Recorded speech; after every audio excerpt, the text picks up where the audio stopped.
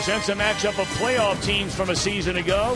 The Cincinnati Reds, Central Division champions, against the National League wild card winner of last year, the Atlanta Braves. And hi again, everybody. I'm Tom Brenneman. Happy Memorial Day weekend to everybody out there. Both of these clubs very much plan on getting to the postseason again in 2011. It's a pleasure to be joined by Eric Karros, and partner, for that to happen, these teams are going to have to get there in very different ways. Well, the Atlanta Braves are going to do it with pitching. Right now, they lead the National League in ERA. They send Derek Lowe to the mound tonight. He's got more wins than any National League pitcher since 2006. The Reds, you've seen it. They've been doing it with offense all year long. Right now, they're being led by Jay Bruce, who's in a torrid streak. Month of May, leads the National League in home runs, RBIs. Tonight, it's hitting against pitching. We'll see how it goes. They weren't doing the tomahawk chalk here much last night as the Reds rolled in the opener behind youngster Mike Leake. What will happen tonight? Derek Lowe against Bronson Arroyo. First pitch next. You're watching baseball on Fox.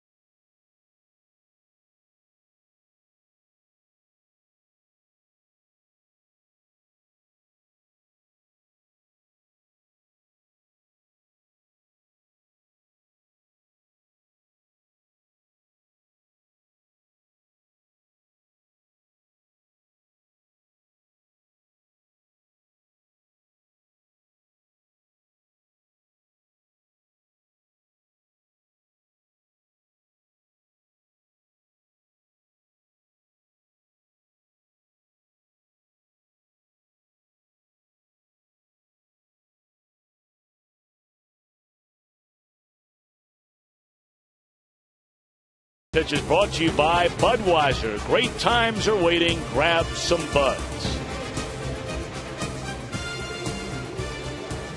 So the Reds and the Braves for a second straight night here at Turner Field. Cincinnati coming away a winner last night, 5-1. And Drew Stubbs leading it off for the Reds against Derek Lowe. And it's strike one. This game is underway. Derek Lowe, 3-4 on the year, making his 12th start. Very good numbers, including that ERA. His problem has been getting very, if any, run support behind him from this Atlanta team. But, of course, that's a common theme among all their pitchers. Well, it really is. But Derek Lowe, man, he's got nothing. And, the scouting report says support D. And there's two things there. You've got to get him some runs because he's pitched a lot better than his record indicates. The other thing, the Atlanta Braves have to play defense. Offensively, they have struggled with the pitching and defense. If it's there, they've got a chance. That's in the hole and through into left field. A base hit by the speedy Drew Stubbs. He has 15 stolen bases, so we'll keep an eye on him. The Reds lineup under their manager, Dusty Baker. is brought to you by Taco Bell. Think outside the bun. Brandon Phillips, an Atlanta native, coming up. Joey Votto, the reigning MVP, bats third. Scott Rowland at third, the red-hot Jay Bruce in right, and Johnny Gomes struggling badly back in the Reds lineup in left. With a latter third of Edgar Renteria, Ryan Hannigan, the catcher, and Bronson Arroyo on the mound.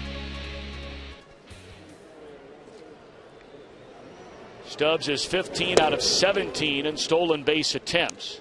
Generally, Derek Lowe is very good getting it to the plate quickly. Ball one to Brandon Phillips.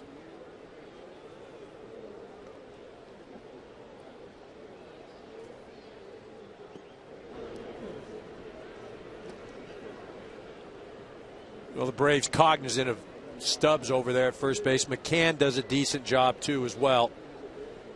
Not really, though, a time yet this early on to run. This Reds ball club, they can hit. I'd let them swing the bat a little bit, get some pitches up there. Due to some struggles up and down the lineup, in particular out in left field, where Gomes knocked in nearly 90 runs a year ago, along with a trip to the disabled list by their third baseman Scott Rowland, Brandon Phillips is back in that number 2 hole, and there's a liner to the left fielder Martin Prado. 1 out in the inning. And whether they've plugged Phillips into the 2 hole, he's been getting on base and scoring runs. When you put him in a cleanup spot, he's been driving runs in. Well, Phillips has done a nice job, and this is the guy, though, and he really hasn't got going yet. The home runs, the power. I think it's just been a case of the league being a lot more careful this year. Saw the numbers on Votto, a .323 batter with 6 home runs and 29 runs batted in. He leads the league in walks. And when you win a National League Most Valuable Player award, generally you'll get the other team's attention.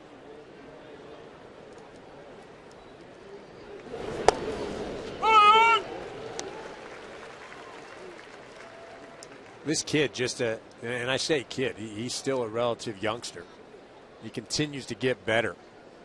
You know, the mental approach is arguably just as impressive as his physical abilities. Stubbs running, throw down to second base. He'll never get Stubbs, and that's his 16th steal of the year. Stubbs is one of the 2 or 3 fastest players, certainly in the National League, if not all of baseball. You see, he gets a good jump, and as you mentioned with the speed, not going to throw him out. You know, the issue now, though, is you've got first base open. You've got the right-handed hitting rolling up next.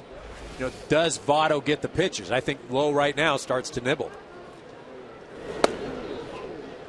Went off the outside edge there, and Votto ahead in the count at 2-1. You know, it's 2 things you do when you run. Not only do you almost take the bat out of Votto's hands, but now Freeman is playing off the bag. You take away that hole that Votto could use. You know, so while you are out there at second, you know, Votto just may not be as effective. 3-1.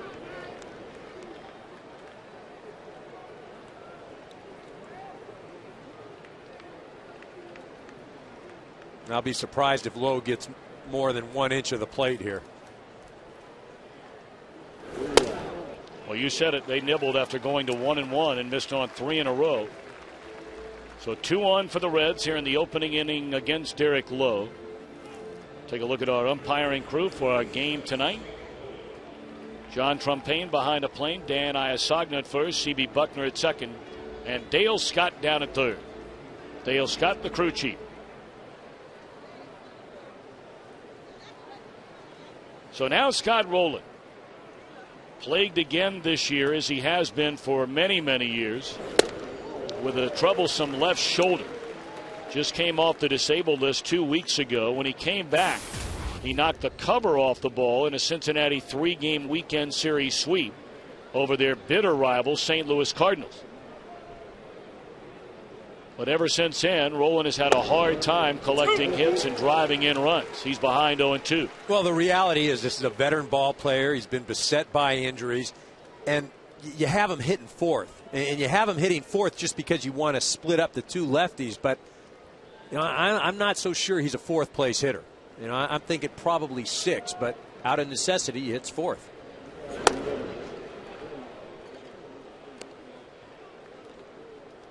Talked about that series sweep the Reds had over the Cardinals. It put them a game and a half in front of St. Louis. They won their next 2 games and strung together a 5-game winning streak. Ever since then, Dusty Baker's team has had a woeful time trying to win. They lost 2 in a row to the Pirates. And this is the final series that began in Cleveland, on to Philadelphia, including a 19-inning game 3 days ago. And now a 3-game set against these Braves, and the Reds have only won twice during that run. Well, and when you go through stretches like this, the Reds are going through, you got to just keep your head above water. You've been beset by injuries. You've played long games. You haven't had things go your way. But again, it's just a part of the season. That gets away from McCann, and both runners will advance. Stubbs on to third, and Joey Votto to second base. Well, Derek Lowe always had a lot of movement on his pitches. Now this one, it wasn't so much the movement as the fact that it was short by about 7 or 8 feet. Brian McCann, one of the best catchers in all of baseball. There wasn't anything he could do with that. Reds had a hard time getting hits with runners in scoring position last night. They were only 2 out of 17 and still won the game. Well, last night, though, Atlanta helped them a little bit defensively, and there were some hits that Cincinnati had that they didn't exactly drive the ball. It was one of those things, good fortune, and that's something that the Reds haven't been the beneficiaries of as of late. There's ball 4 to Rowan. So Derek Lowe really lost the Reds cleanup hitter in that at bat. He was ahead 0-2 and walks him to load him up for arguably the hottest hitter on the planet, and that's Jay Bruce. In 5 games this week alone, 5 games, Bruce has 3 home runs and has knocked in 12. In the month of May, he leads all National Leaguers in every major offensive category. Well, see, as a hitter right there, you go up the plate, and Derek Lowe nibbles after just walking 2 hitters, and he gets that call. You're thinking, man, oh man. You look at those numbers. First, and first. He's having a great month. It's hooked down the right field line and foul. Hit that well, but all that is strike 2. Now this is where Derek Lowe, see, Jay Bruce, as hot as he's been, he's still a guy that you can pitch to. There's still a lot of places you can go with him. Again, Derek Lowe, next 2 pitches shouldn't be anywhere over the plate. Blown away, hoping to get Bruce to chase. Of course, Derek Lowe's always been a ground ball pitcher. He's always 1 pitch away, as the old cliche goes, from getting out of a jam like this.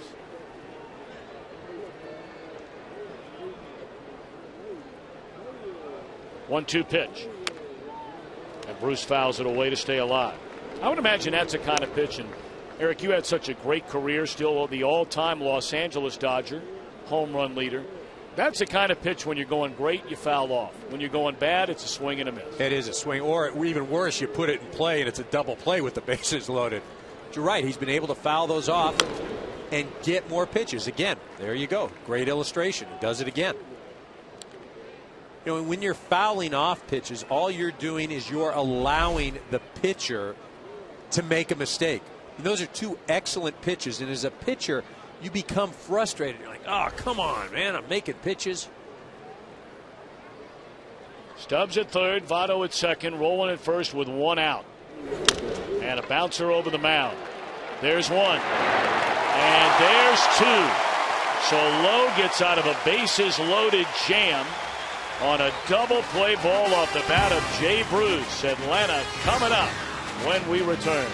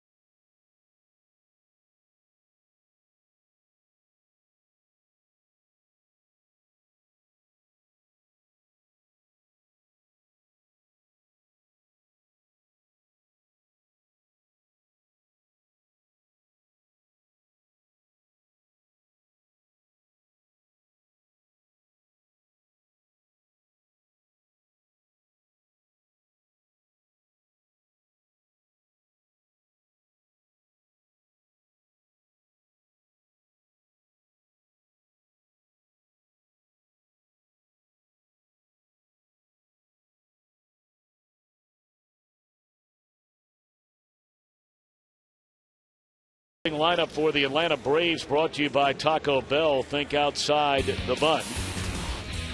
Jordan Schaefer just brought up from AAA to replace Nate McLeod in center. Martin Prado in left. Chipper Jones at third. Brian McCann the catcher. Eric Hensky for the injured Jason Hayward in right. Dan Uggla at second. Freddie Freeman the rookie at first. Alex Gonzalez at short. And Derek Lowe on the mound. Going up against a former teammate of his in Boston, and that's going back a long time ago, Bronson Arroyo. And at the time, Bronson Arroyo just really a spot guy, a relief guy.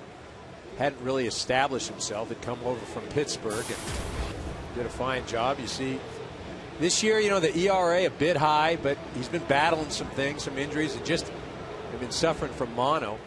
Just hasn't been able to get his strength. There it is, the old scouting report. One thing covers two. Keep Chipper off my back.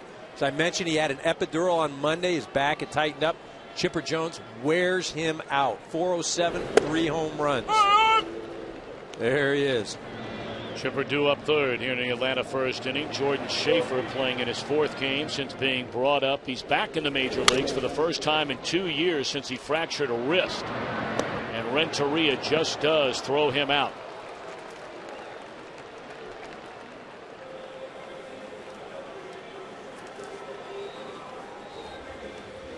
Arroyo, his last start.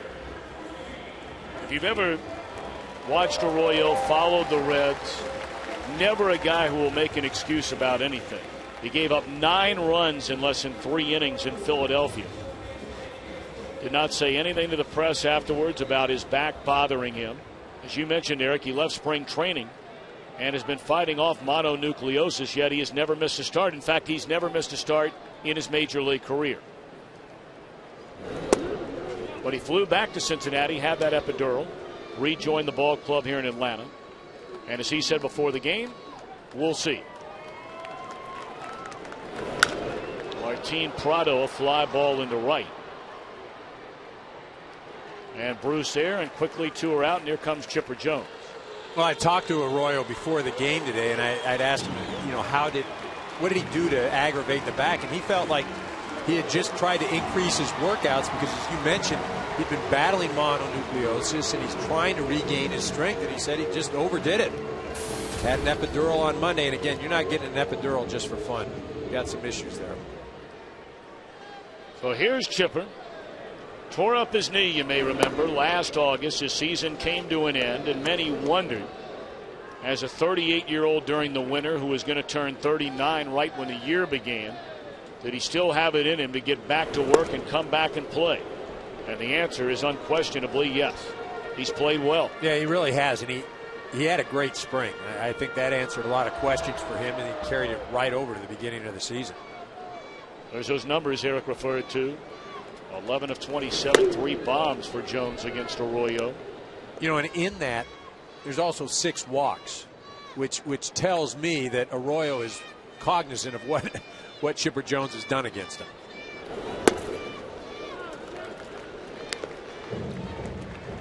In fact, you go 3, 4, 5, 6 in this entire Atlanta batting order. And all 4, Jones, McCann, Hensky, and Uggla, have very good numbers against Arroyo. And there's a 7th walk. Well, you mentioned the middle of the lineup doing well historically against Arroyo. That's why it's so important today for Schaefer and Prado, those 1-2 guys, to get on. Well, here's Brian McCann. Certainly Chipper Jones has been the face of this franchise since he came to the major leagues. But over the last 5 years, their best player unquestionably has been Brian McCann. An all-star every year. In fact, last year, you may remember, he was the MVP of the all-star game.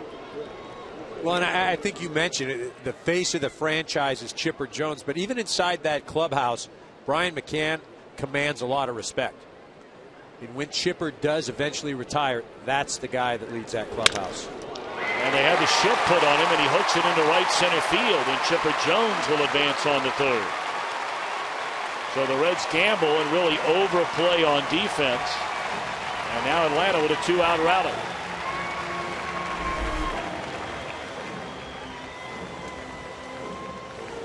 Well, nothing more here than just a ground ball up the middle.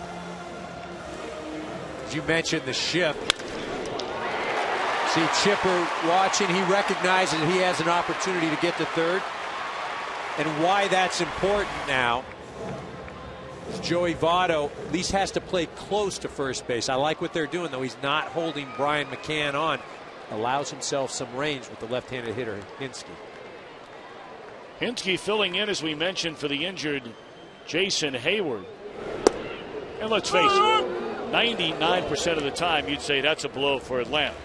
But the way that Hayward was going, I mean struggling and struggling badly at the plate. Hinske's a guy right now who's swinging the bat very, very well. So having him in there for a week, 10, 15 days may not be all that bad. We talk about the month of May that Jay Bruce is having at the top of the show. Eric Hinske, he's having a great month as well. See, hitting at a 355 clip. He's provided some pop as well. Yeah, 9 of his 13 RBIs have come here in the month of May.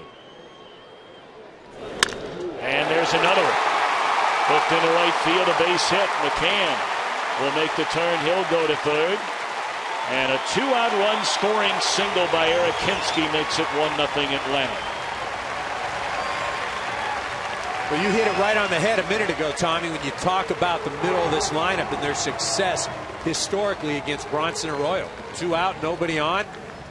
Chipper Jones draws the walk. Brian McCann a single, and then Eric Hinske an RBI single.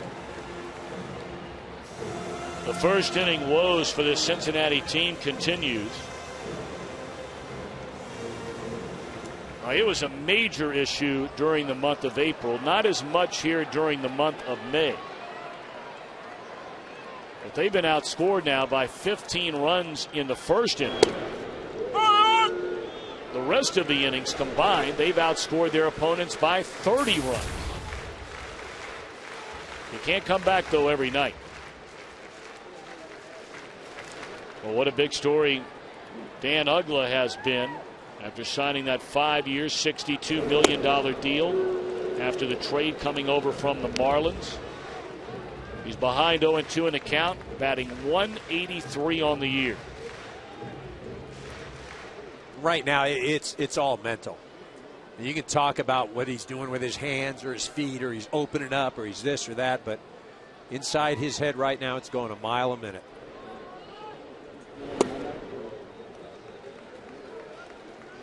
You know, and as a hitter, you're going back. When you struggle, you're back at your hotel or your house, and you're laying in bed, you're looking at the ceiling, you're not sleeping at all. Then you're tired the next day. Then it's another 0 for 4, and it just snowballs.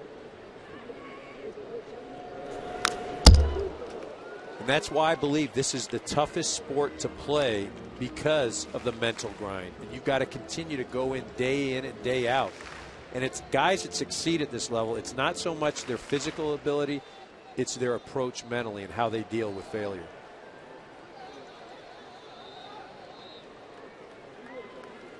Runners on the corners, 2 away, and the 1-2 pitch is high. Uggla, his first 5 years in the major leagues, all with the Marlins, clubbed 154 home runs. That's the most ever by any middle infielder in the history of Major League Baseball through the first 5 years. That's why the Braves went out and got him. Still 2-2. You know, and not to discount anything that's accomplished in Florida, but playing in Florida and playing in Atlanta are two different things. They're two different animals. You're playing in front of more fans here. There are more expectations here in Atlanta. And there's something to be said about that.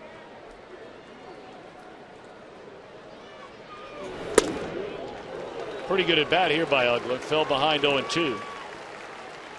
And now the count is run full. All those division titles year after year after year. Winning the World Series in '95, of course. '99, a National League pennant. And then the drought after 2005. They got back to the playoffs last year. And this will end the inning. Roland coming down the line in foul ground, but a scoring inning after 2 are out. End of one. Braves 1, Reds nothing.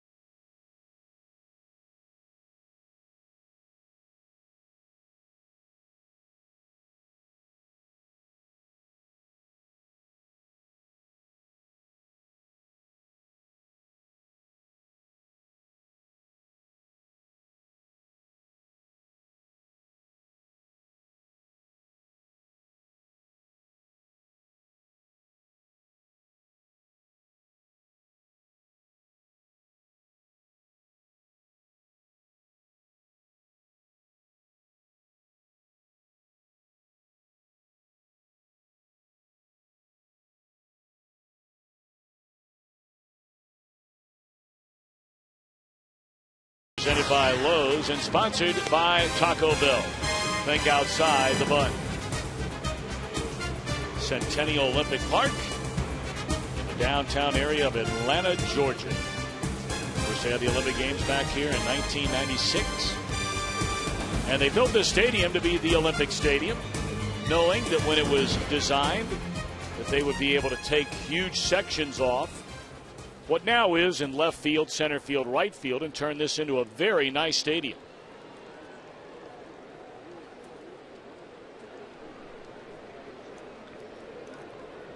Johnny Gomes to lead things off. Atlanta in front 1-0. Ball 1 to Gomes.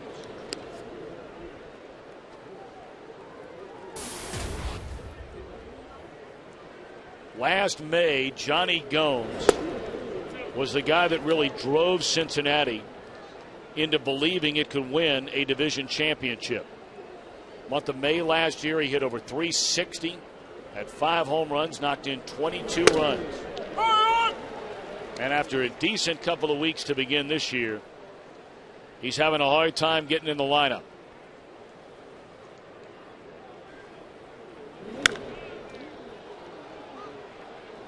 Shallow center field, easy for Schaefer. Take a look now at our forward keys to the game, Eric Karros. Well, let's see them. They're coming up, and there they are. Reds got to get off to a good start. And as you mentioned, that first inning has just been a nightmare for them. Other clubs have outscored them by 15 runs. And again, Braves are on the board early. The Braves just have to play good defense. Offensively, they have not been scoring. The pitching's been there. They catch the ball, they stay in the games. In his first season as a Red, Edgar Renteria probably gotten a lot more playing time than he expected. Had an injury to the Reds' regular shortstop, Paul Yanish, and Renteria was in there for a stretch of 11 straight games about a week and a half ago. The World Series MVP last year with the Giants. And a former Atlanta Brave. Schaefer in his tracks, 2 gone. Dusty Baker has been around for a long time. Started his managerial career with the Giants, on to the Cubs, and led the Reds to the playoffs last year. On the other side, Freddie Gonzalez. On the staff of Bobby Cox for a long time, and boy, it seems odd coming here and not seeing Bobby Cox in that dugout. No, but it's been a smooth transition. You mentioned the many years on the staff, and then brief stint down in Florida as the manager. But talking to the players, I mean, all of them, they think the world of Freddie, and a real player's manager, good guy to play for.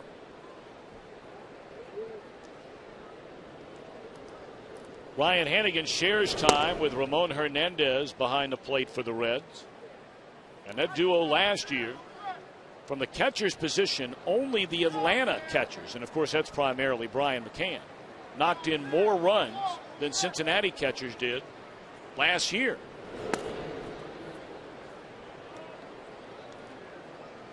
I'll tell you though, Ramon Hernandez, he just quietly goes about his business. There you see. Hit a home run last night. Drives in runs, gets on base, has a good slugging percentage. Alex Gonzalez still one of the best in the business defensively at short. So after a rocky first, an 11-pitch second for Derek Lowe. They're in the dugout leading 1-0.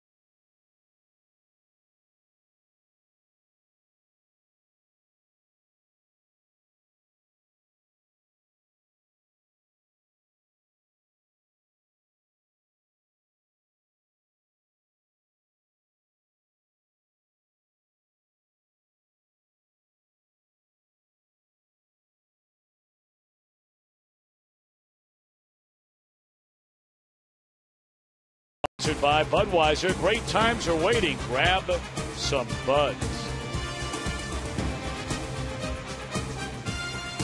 Good crowd on just a beautiful weather night.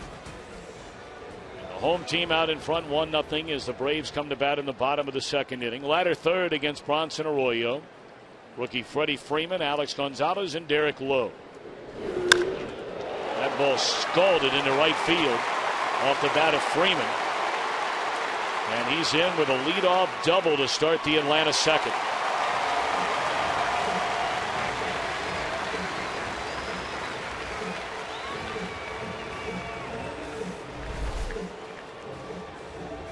Just gets a pitch up in the zone. Freeman not waiting around to see anything. Drives this ball to the right field corner. He's a young hitter.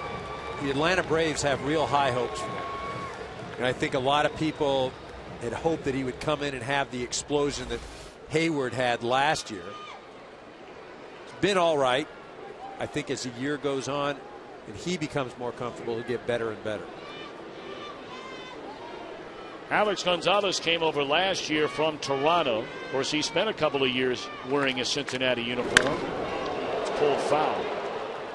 There's certainly guys that have gotten bigger pub. There are guys that have had bigger offensive numbers, but Alex Gonzalez has had an outstanding major league career. Well, he really has. And, you know, speaking with hitting coach Larry Parrish yesterday of the Atlanta Braves, you know, he was talking about Gonzalez and the amount of big hits he gets.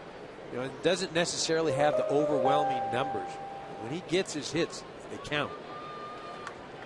And heck, that goes back to the days when he was with the Florida Marlins. That home run, I believe he hit off Jeff Weaver in the World Series against the New York Yankees.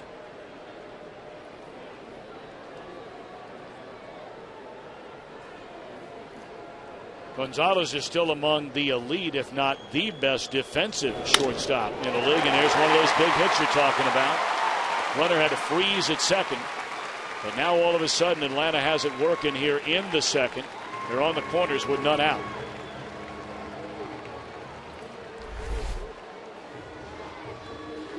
This is a pitch down and away, and Gonzalez does a nice job of getting the barrel of the bat on the ball, and he shoots it to right. You know, a lot of times hitters have a tendency to try to pull that pitch or do something with it that they shouldn't. End up grounding that ball out. Now, this is a situation where you have to bunt. I mean, it's not even a question. Lowe with a pair of sacrifices so far this year.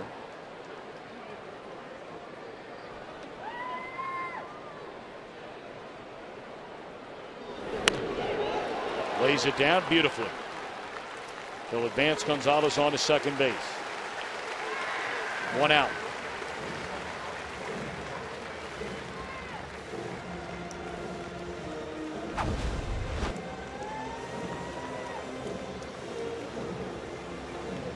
Before the game, Bronson Arroyo and Derek Lowe, not only teammates but very good friends. They worked out together during their days in Boston.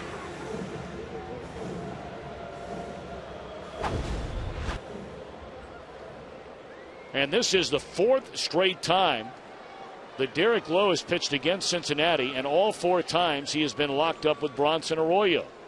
And Lowe with a 2-1 advantage with a no decision.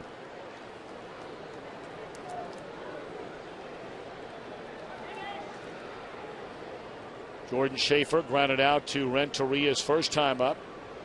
Schaefer at least once or twice will try to put down a bunt. Votto well behind the bag at first, and if Schaefer brings it up the line with him, it's a bunt hit. And that's a bunt hit.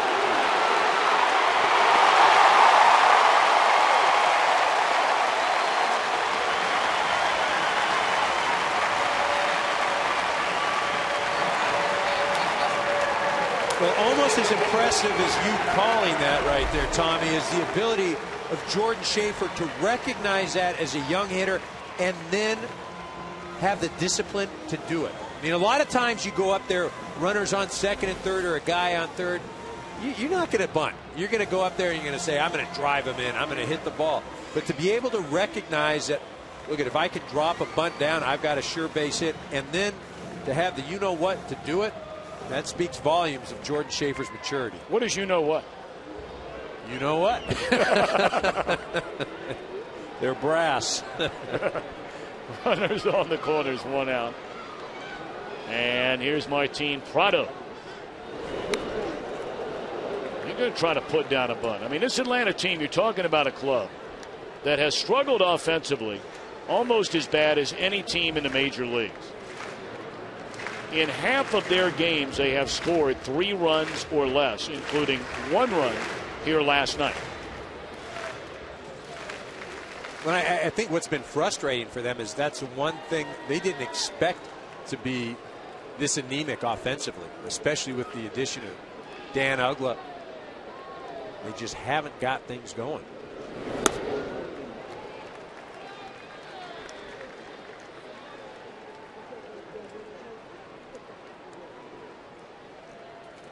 Even in situations like this, the Braves have been among the best bunting teams in terms of putting down a sacrifice in the National League. But oftentimes you do that, you'll have a runner standing at third, less than 2 men out, and only 38% of the time are the Braves getting that runner in. And now they had a runner caught, and Arroyo didn't see it. Well, you know, a lot of times right there, you know, the pitcher just goes through the mechanics. You know, but if Arroyo turns and throws right there to Votto, he's got Schaefer dead in the water. Schaefer goes down. And you just don't see runners fall for that very often. So as a pitcher, you're saying, all right, I'll go through it, but I'm not going to be able to pick anybody off. 1-1 the count to Martin Prado. And now 1-2.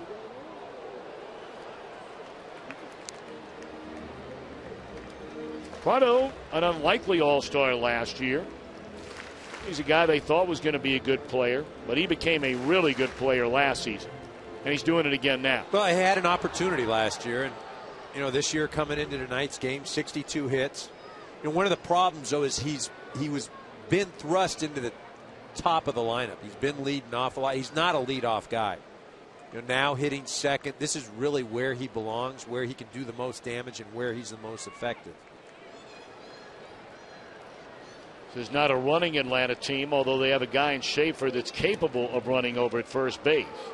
The Braves as a team have 8 stolen bases. Schaefer had 6 down in the minor leagues alone.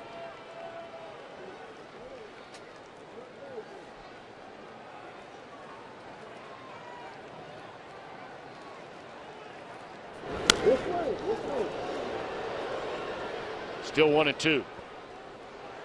Well, Schaefer has speed. I don't know if I'd necessarily call him a base stealer. He's going to have to learn. He's going to have to hone that trade. But in the minor leagues and earlier on in his career, he used to jack the ball a little bit, hit some home runs. But now he's got to be a different ball player. He's got to be a speed guy, a contact guy.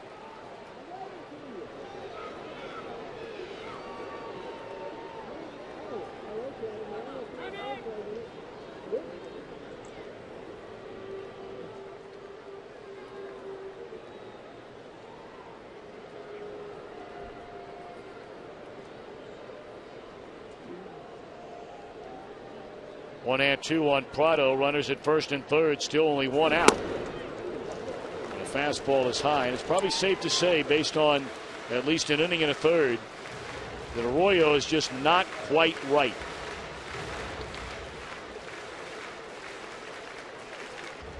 Well, again, he struggled Sunday, had an epidural Monday. He's been fighting mono.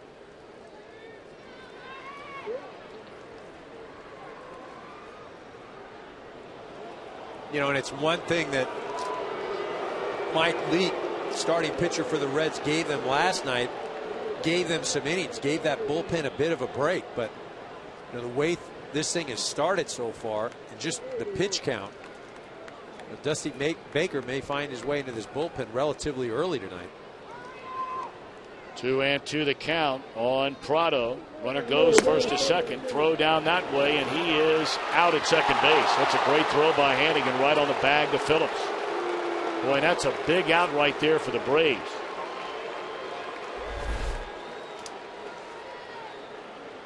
Schaefer doesn't get a very good jump, and then he looks in as well. Two things that you really don't want to do as a base stealer.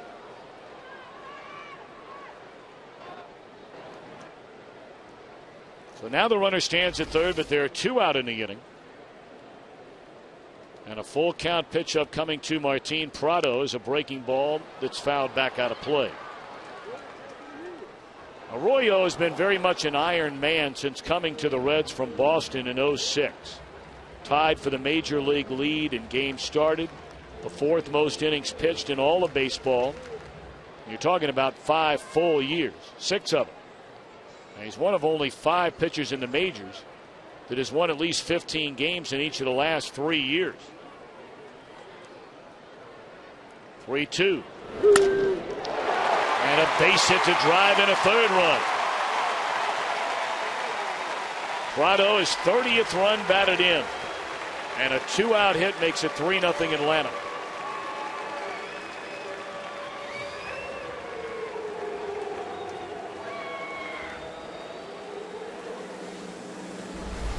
As you mentioned, a great at-bat by Prado, fouling off a number of pitches, and then this pitch on the corner. See him keeping his head on it, gets the barrel on the ball, shoots it up the middle. And as a hitter, you can be frustrated after Schaefer just gets thrown out. You were hitting up there with a runner on third with less than 2 outs, and then now you're hitting with a guy with 2 outs.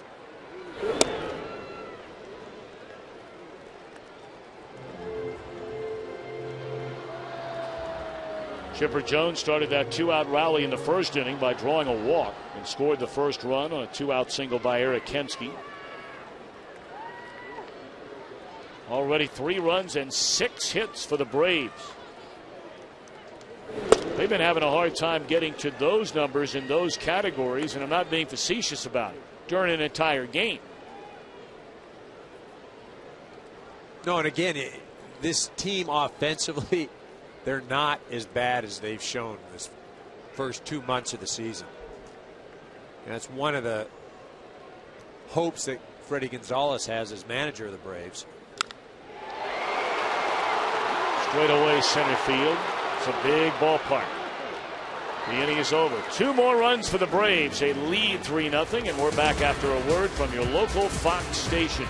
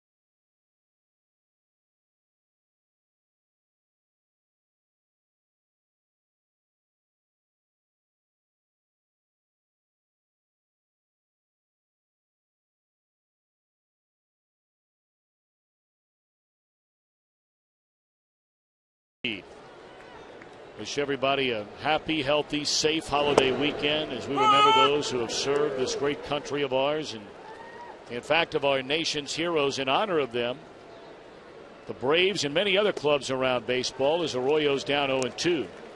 Braves have been offering free tickets to all active military personnel throughout the weekend, and their family members buy any additional seats for half price.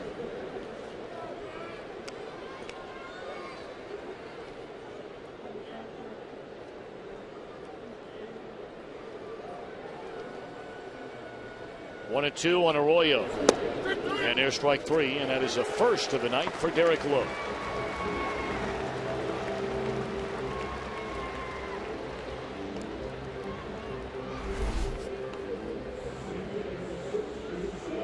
Derek Lowe wearing out the corners, right at the knees as well. It's an excellent pitch. I'm not sure you want to waste that on a pitcher, though. Save that for a Votto or Jay Bruce. Drew Stubbs led off the game with a single in the left field, wound up being stranded at third. The Reds had him loaded with only 1 out, and Bruce at the plate. But Lowe got him to bounce into a double play, and it's been all Atlanta since then. Lowe came to the Braves prior to 2009, is signed through next year, and has had a very, very impressive major league career. He, along with Dennis Eckersley and John Smoltz, the only pitchers ever to win 20 or more games and to save 40 or more games. Was back in his days as a closer with Boston.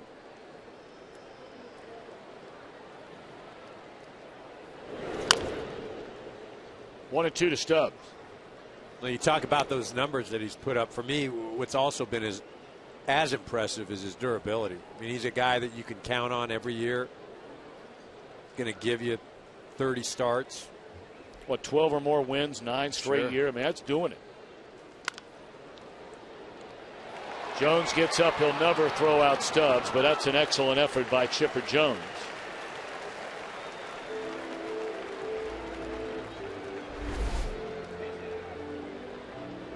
Well, Chipper doing a nice job to get to that ball, and maybe with a lesser runner would have a shot, but as you mentioned, nobody's throwing out Stubbs from their knees. Not at all, not with that speed. So now Brandon Phillips, he lined out to the left fielder Prado in the first inning.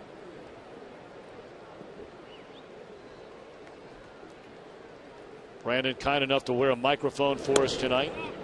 Certainly one of the more media friendly and certainly fan friendly players in all the game. And he's the one that really sparked the rivalry last year between the Reds and the Cardinals, with some not so kind comments about St. Louis and not liking them, and there were certainly more colorful adjectives than what I just described. And Phillips has become public enemy number 1 in St. Louis and seems to relish it. I like that, though. You know, it adds a little more to the rivalry. Gets the fans involved. A little more intensity on the field. Nothing wrong with it.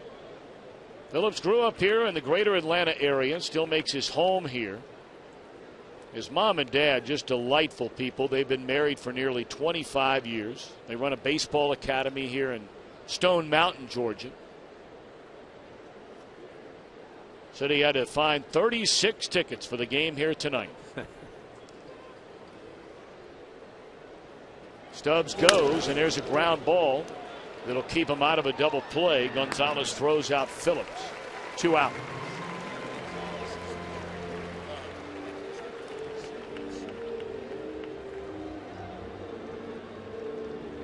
That's a nice play by Alex Gonzalez. What I like about it, though, when he catches it, he acts like he's going to flip it to second base with his glove. I mean, watch this right here. He's got it. Now it's like, oh, we're going to flip it. No, we're not going to flip it. Just holds it because he knows he can't get Stubbs at second base. 2 away now for Votto.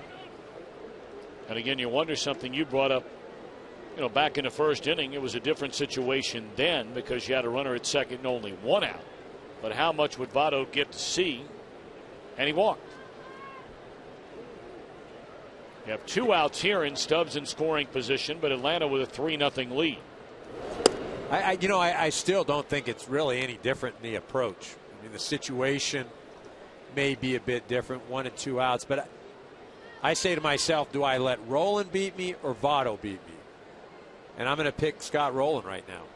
You know, righty versus righty. Well, neither one of those two have provided much home run power for the Reds here of late. In fact, only 1 home run between the two in well over 200 plate appearances. That's from your 3 and 4 hole hitters. Now, Votto, though, you can leave at 3. I mean, I don't have a problem with that. Again, Scott Rolen, and by his own admission, he should not be hitting 4th. But Dusty doesn't have a lot of alternatives. He wants to split up that lefty combination of Votto and Bruce. Want to make it difficult for the other managers where they can't just bring in a lefty and see 2 lefties in a row. The Reds as a team have struggled with runners in scoring position and 2 out. With less than 2 out, they're one of the best hitting clubs in the league. With 2 outs, they're under 200. Here's ball 4 to Votto. And had he not swung at a 3-0 borderline pitch, he doesn't get a strike in the entire at bat again. Well, and I think that's one of the reasons why he doesn't have the home run total that a lot of people would expect up to this point.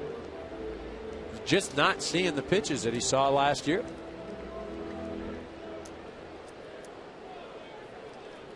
Now Scott Rowland.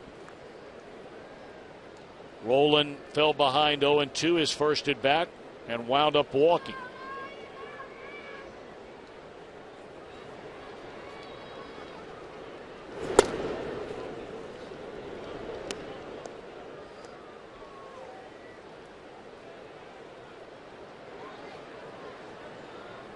Lowe able to pitch out of trouble in the first inning. Bases loaded, 1 out. Got a double play, no runs allowed. Had a 1-2-3 second. And now Cincinnati knocking on the door in the third. 2-0. Well, now if you're Scott Rowland, you're just looking for one pitch in one spot. You know, that's a fastball that is elevated. Try to shoot something to right center.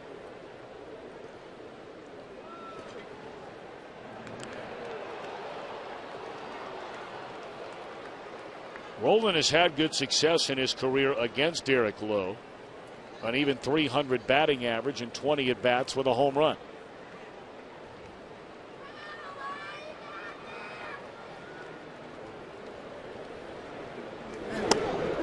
Three and 0.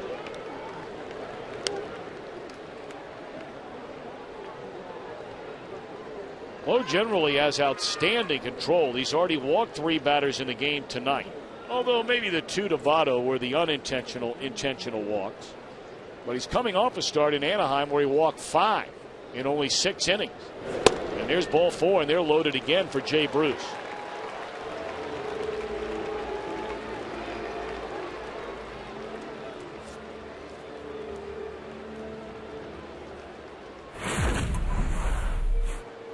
Well, this is the first inning. Jay Bruce up with the bases loaded, chases a pitch that's off the plate. Grounds it to Alex Gonzalez, who turns a double play. 1 pitch, 2 outs. Derek Lowe out of the inning unscathed. You know, but you mentioned it, Tommy. Derek Lowe just doesn't have the control tonight, and it is something to be said coming off that start where he had a season-high 5 walks against the Angels. You know, he's a guy that has to hit corners. And he hasn't been able to keep the ball on those corners tonight. Jay Bruce, as hot as he's been of late, until Tuesday night in a Reds win in Philadelphia. With runners in scoring position and 2 out, he had been 1 for 19 on the year. But then in a 3-3 game with the bases loaded against Ryan Madson, he clubbed a 3-run double to right center. And that began a series in which Jay Bruce knocked in 8 runs against Philadelphia, including big hits against Halladay and a home run against Cliff Lee. But as a very young player, that's still part of his maturation. He's not been a good hitter really until this week so far this year, with 2 outs and runners aboard.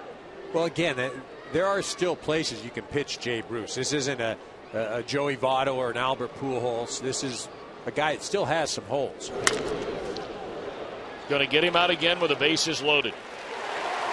So Bruce, a double play in the first, leaves him loaded with a ground out in the third. And Lowe and the Braves still lead 3-0.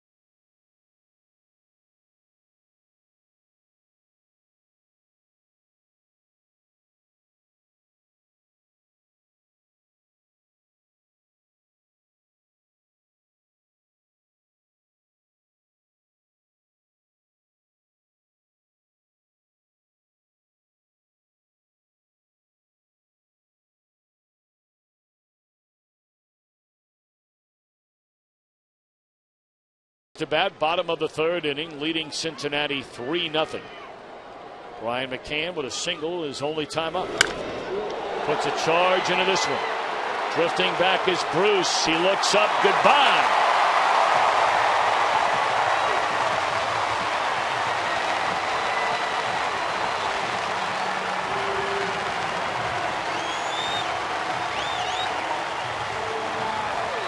Fifth home run this year for the five-time All-Star Atlanta catcher.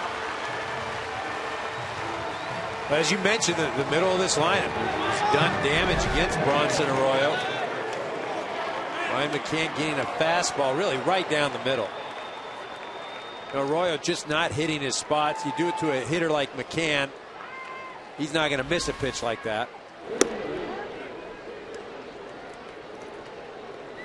Now, I was talking to Brian before the game, just as a catcher playing in this heat, what does that do to him offensively? He said just over the years, he's recognized he wilts a little bit late in the season.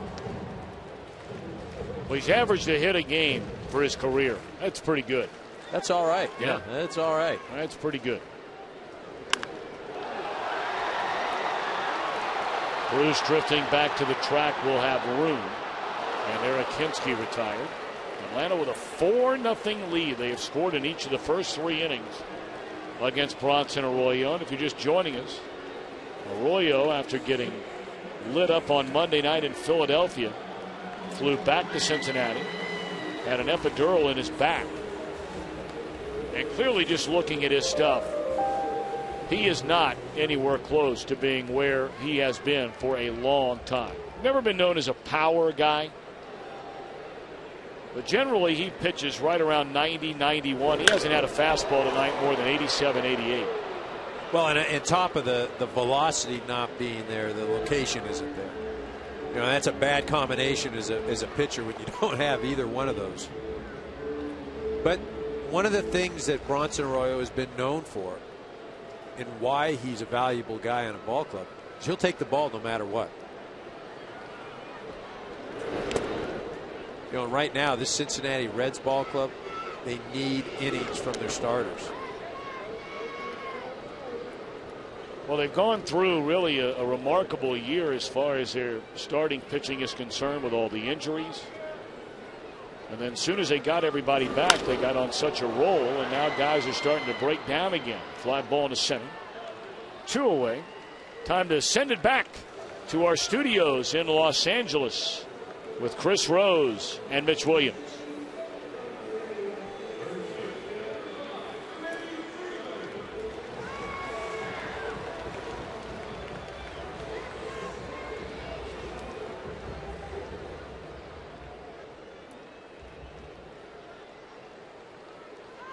All right, Chris Rose, I tell you, I am so happy for Mitch Williams. A million years ago when I was doing the Cubs games, and he was a closer. The wild thing back in those days. I still can't believe it every time I see him on TV now. That's the same guy. This ball driven into deep right center field. And that one will fly out of here for Freddie Freeman.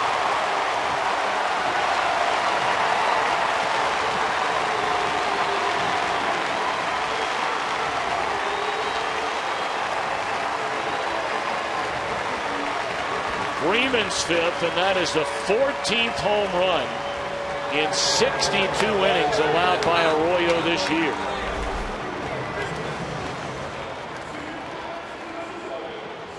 Again, a pitch up in the zone. Bronson Arroyo can't live up there, especially when the velocity isn't there tonight. Freddie Freeman deposits that thing into the right field seats. 5-0 Braves. Alex Gonzalez down a strike. As you mentioned, Tommy, obviously Bronson Arroyo not anywhere near 100%. We talk about the epidural, and again, he's been battling mono, and that just saps all your energy. And then you're pitching out here, and granted it's a night game, but it's been humid today. Tough enough to play this game at 100%. Reds have action in their bullpen for the first time tonight. Just activated before the game, brought up from the minor leagues. Is left-hander Jeremy Horst. He has never pitched in the big leagues.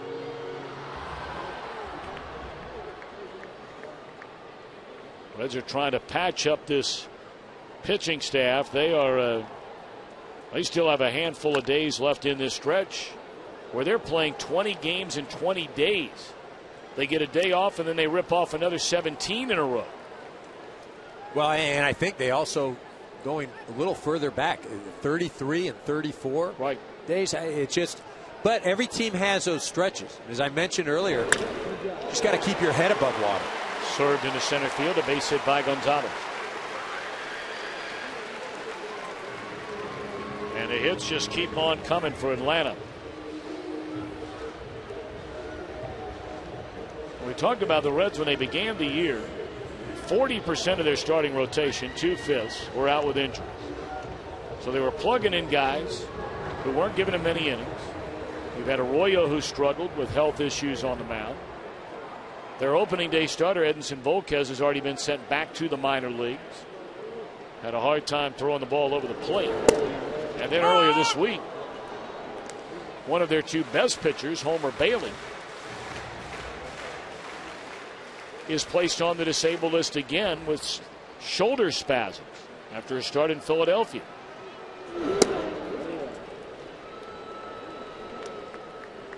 Well, no question, it hasn't been smooth sailing for the Reds, but every team goes through stretches like this. And when you're in those stretches, it just seems like, oh man, the season is going to go right down the toilet.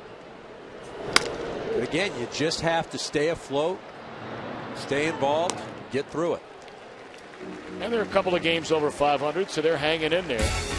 But a big night for Atlanta. A couple of home runs in the third. McCann and Freeman. And it's 5-0 Braves at the end of 3.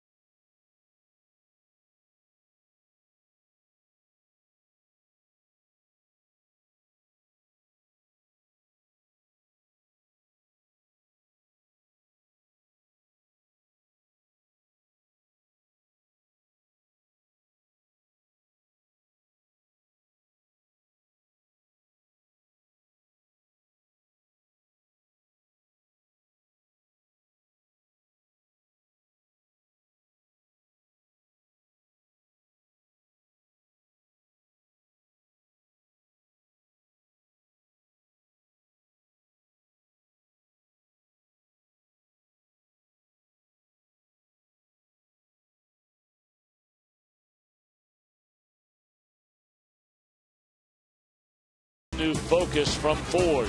Drive one. And by Just for Men for mustache and beard, keep your edge.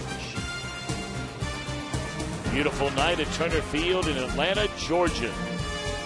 And the Braves with one in the first, two in the second, two more in the third, out to a 5-0 lead for Derek Lowe.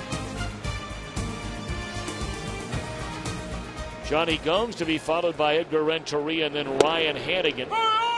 And kind enough to join us from down in the Atlanta dugout, their outstanding right-hander who's had a few back issues of his own here, Tim Hudson. How are you, Tim? I'm good, guys. How y'all doing? Doing good. How is your back? I know you're scheduled to start, Monday against San Diego? Yeah, everything's good. Got on some good anti-inflammatories and some good therapy over the last few days, and, feeling pretty good. Just a little stiff. SI joint was a little stiff, and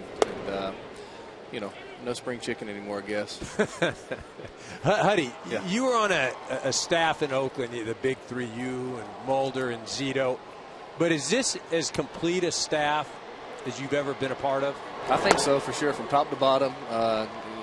You look at our bullpen. Our bullpen is unbelievable.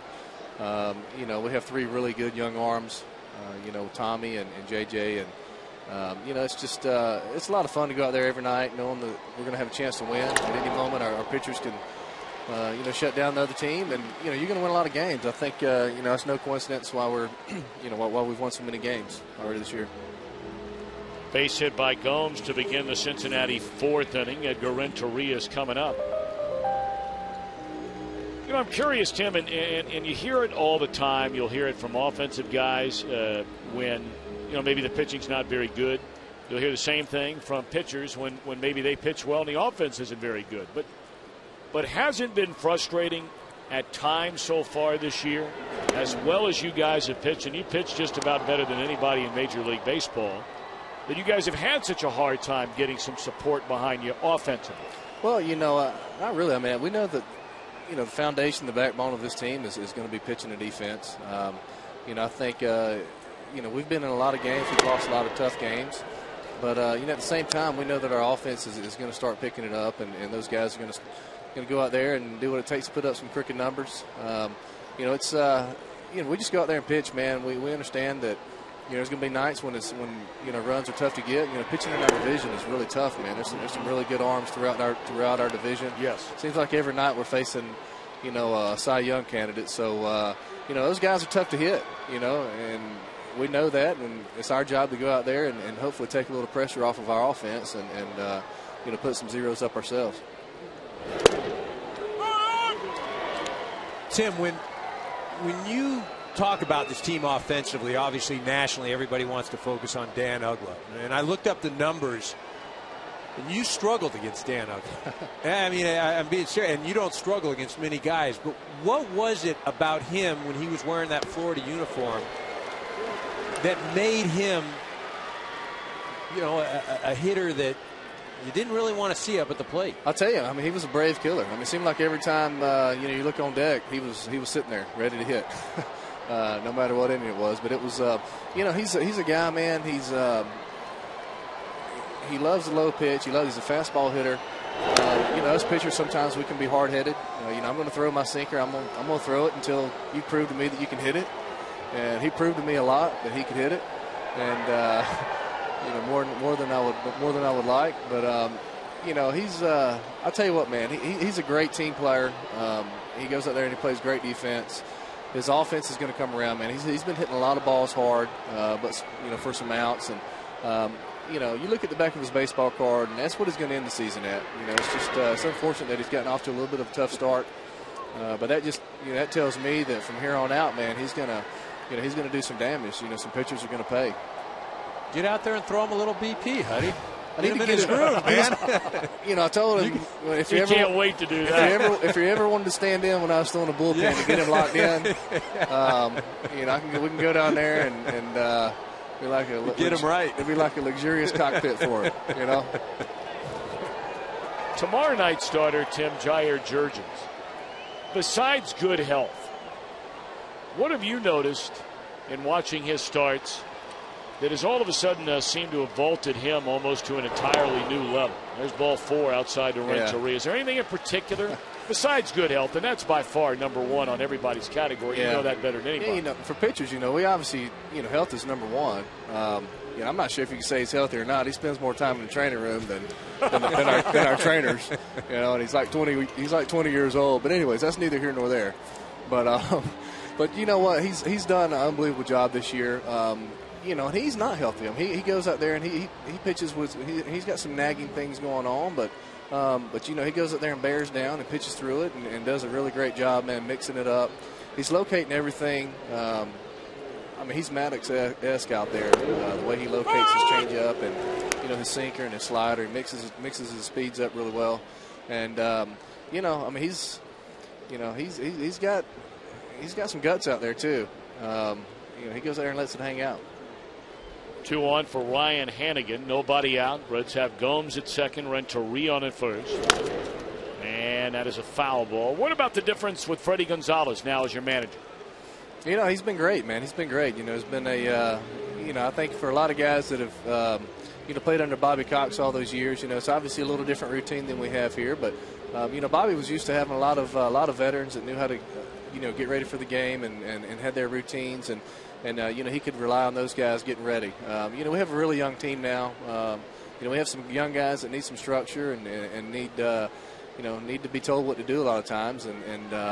That's kind of where we are. But it's good, man. It's been good.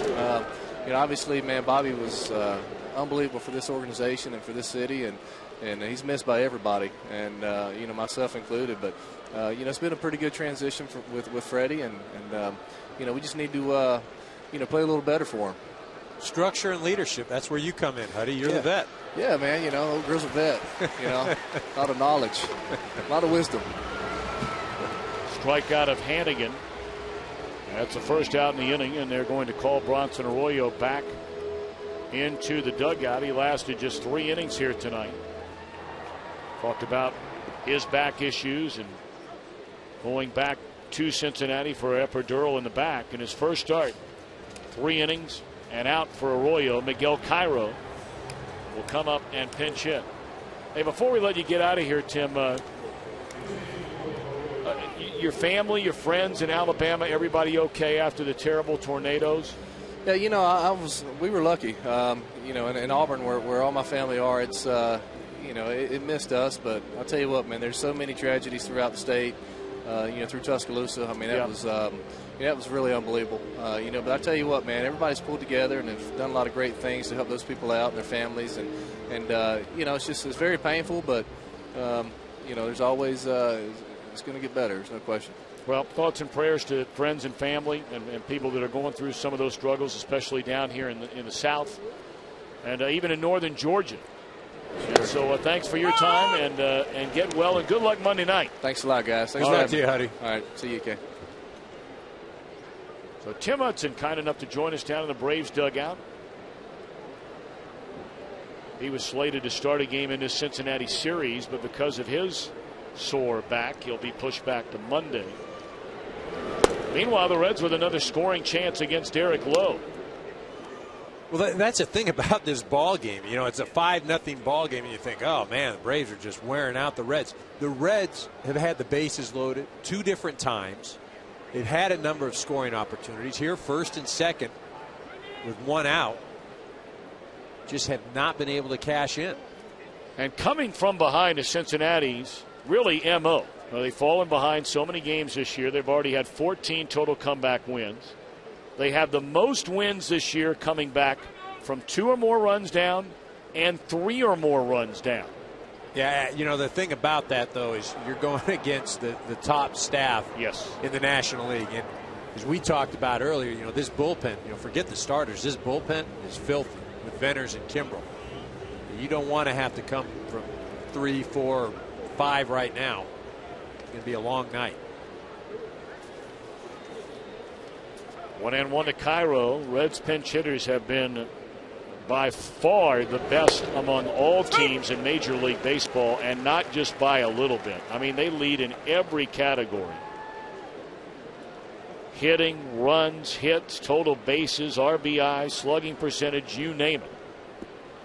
They've got some pop off that bench. 2-2 to Cairo.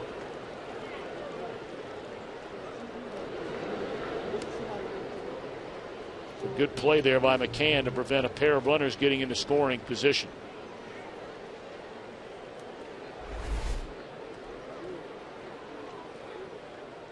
Watch McCann move those feet and get his body in front of the ball instead of just trying to glove it. Served into center field. This is a hit. So now the Reds have him loaded for the 3rd time in 4 innings tonight.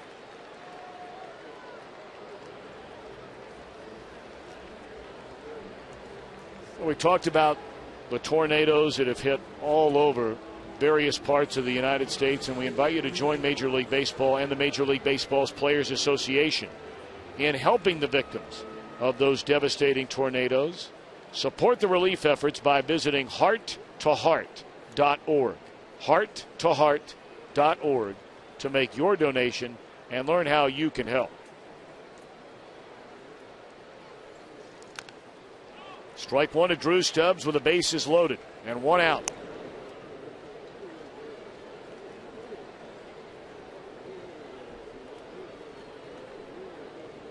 Stubbs 2 for 2 tonight, hoping to break out of what has been an extended slump, where he has been striking out at a very alarming rate. But this ball is driven hard into deep right center field, and that baby is up against the wall.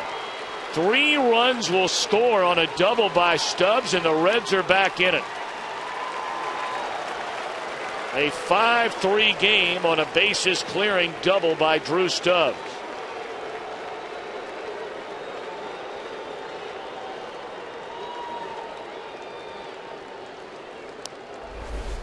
As you mentioned, after a 4-strikeout performance last night, Derek Lowe wants this ball outside. It tails over the inner half of the plate. Drew Stubbs keeps his hands inside the ball, shoots it out to right center. Not really shoots it, I guess drives it out to right center. Clears the bases. So that'll bring Brandon Phillips to the plate. He's lined out to left and grounded out to Gonzalez at short. And that is a base hit down the line that'll bring in another run. So all of a sudden, the 5-0 lead is down to 1 on 2 swings of the bat from Stubbs and Phillips.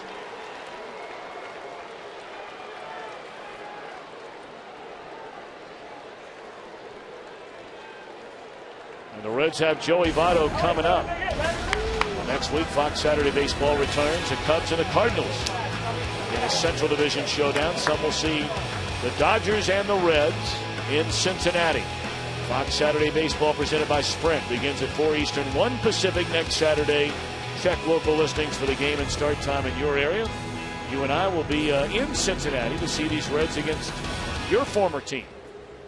The What's A's? going on out the there? A's, the Cubs? Oh, the Dodgers. No. You were a Dodger. Come on. Although you played the playoffs here in this ballpark as a Cub. Yep, and as a Dodger, too. Successful as a Cub, not so successful as a Dodger. You know, the Dodgers right now, they are struggling. There's no question. They've got for callback Casey Blake. But that National League West, especially with the injury to Buster Posey, that's suddenly become wide open. Mm-hmm. It really has. Arizona on quite a roll. Arizona is on a roll. Kirk Gibson doing a great job. And now all of a sudden the Reds are 1 back. Phillips in scoring position, and he will score on a rocket into left center by Votto. And Phillips appeared to be hurt. I don't know what happened to him. Or maybe he thought the shortstop had caught the ball and he had stopped and then realized it got through. It is a 5-5 game just like that. Well, you hit it right on the head, Tommy. He thought he caught the ball. Now watch Brandon Phillips. He's going, looks back and, well, what he sees is Alex Gonzalez acting like he catches it. Watch him, look at it. He grabs it, acts like he catches it. He's got the ball and like he has it in his hand. He's just trying to confuse Brandon Phillips to get him to stop at third base. Alex Gonzalez, a great effort at short. My, oh my, how this game has turned around. As they say in Atlanta, lickety split. And that's all for Derek Lowe. It is 5-5. And Martinez will come on from the Atlanta bullpen.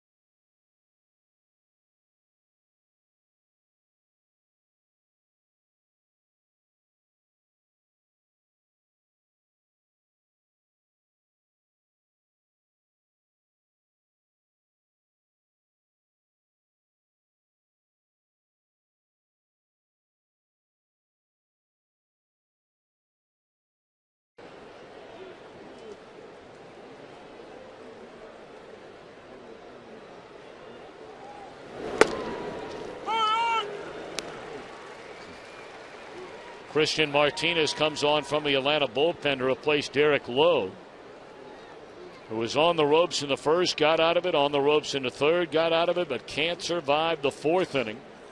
Reds have scored 5 times, and they're still batting with 1 out, and Joey Votto at first base.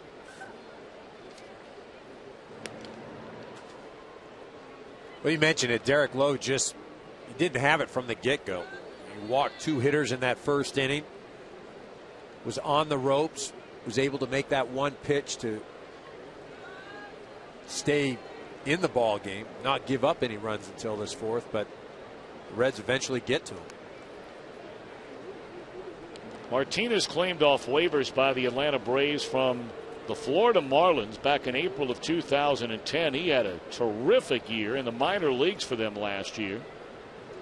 It was up and down, 3 different stints. Pitched in 18 games for the major league club. And was on the opening day roster this year for the first time in his career. That's good scouting. Well, he's got a live arm. You know, and any organization will take a chance on somebody with a live arm. They always think that we're the ones that can figure him out. We're the ones that can get him on the right road.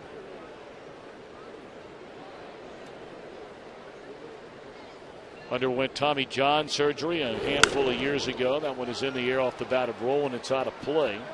You talk about scouting. I mean, look at Dan Uggla. Dan Uggla was a very productive minor league player with the Arizona Diamondbacks. And they didn't leave him protected. After 5 years in the minor leagues, the Florida Marlins picked him up in the Rule 5 draft. And look what he's become. He could have been doing all that for the Diamondbacks. Well, it's just like they say, a major leaguer is a minor leaguer with an opportunity. Sometimes you don't always get those with your respective organization. Lifted to short right. 2 out.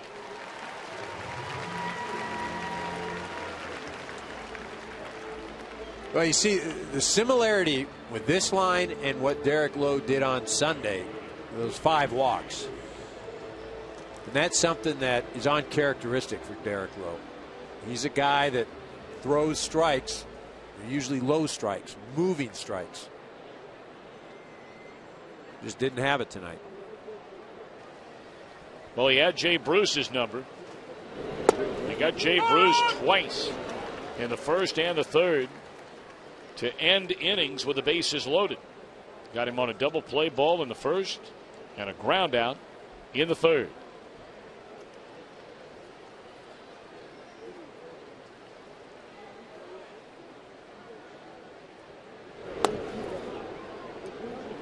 But what you're watching is precisely what Eric Karros talked about before this game got underway. You have this Atlanta pitching staff, which has been lights out, a Red staff that has struggled for most of this year. Atlanta's had a hard time scoring runs. That's a bit of a surprise.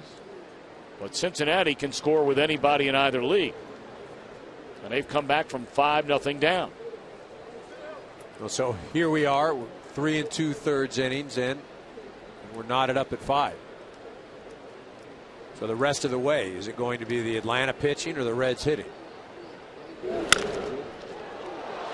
That one gets away from Freeman, and the feed is in time. Nice play by Uggla.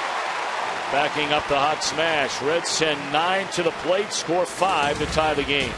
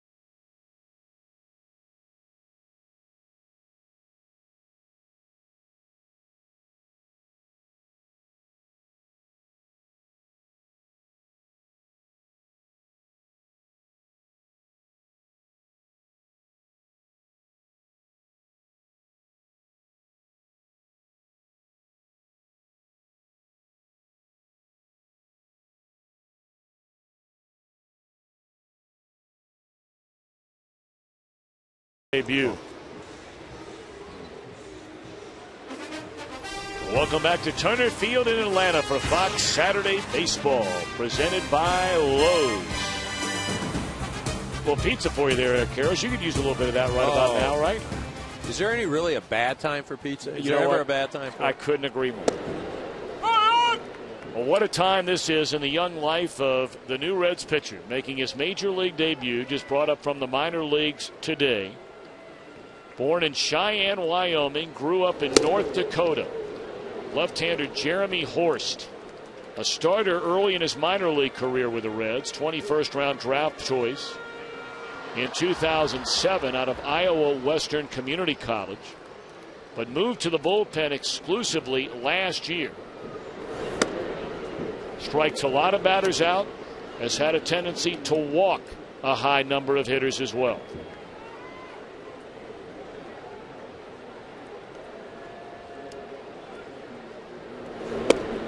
Talked about all the injuries to this Reds rotation and this Reds really entire pitching staff. Not only injuries, but ineffectiveness. Two of their highly touted young stars, Aroldis Chapman and Edinson Volquez, they're not hurt.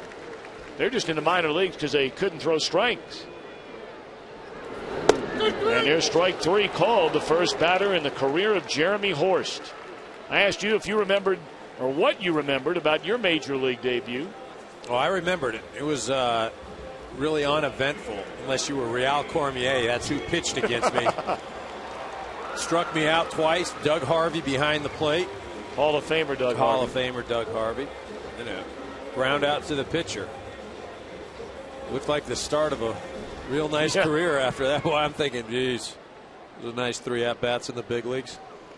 Was that in St. Louis or Dodger No, that was Stadium? in L.A. In L.A., okay.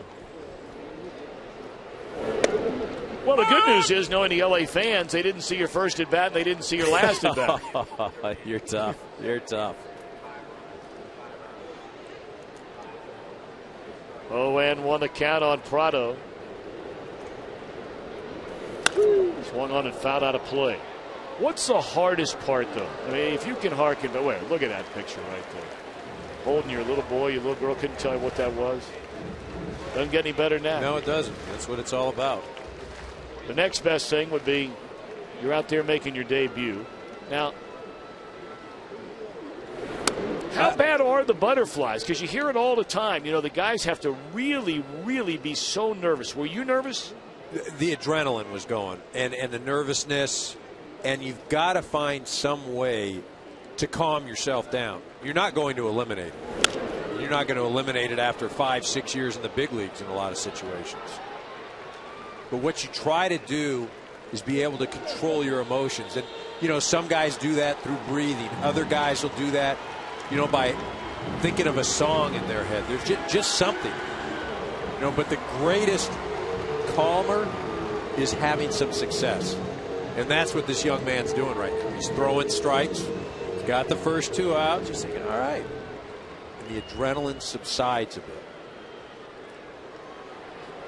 Retired the first 2 batters in his major league career. Now he's pitching against a guy that's on his way to the Hall of Fame. Yeah, I was going to say, you know, I don't know if the adrenaline really subsided when they said Chipper Jones now hitting.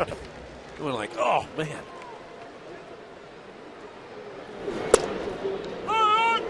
Fastball in there, strike from Horst. He's retired. Schaefer on strikes. Prado on a pop-up.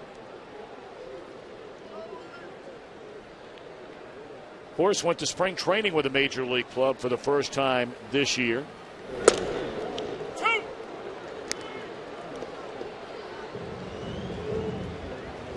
Pitched in the Arizona Fall League and threw the ball very, very well.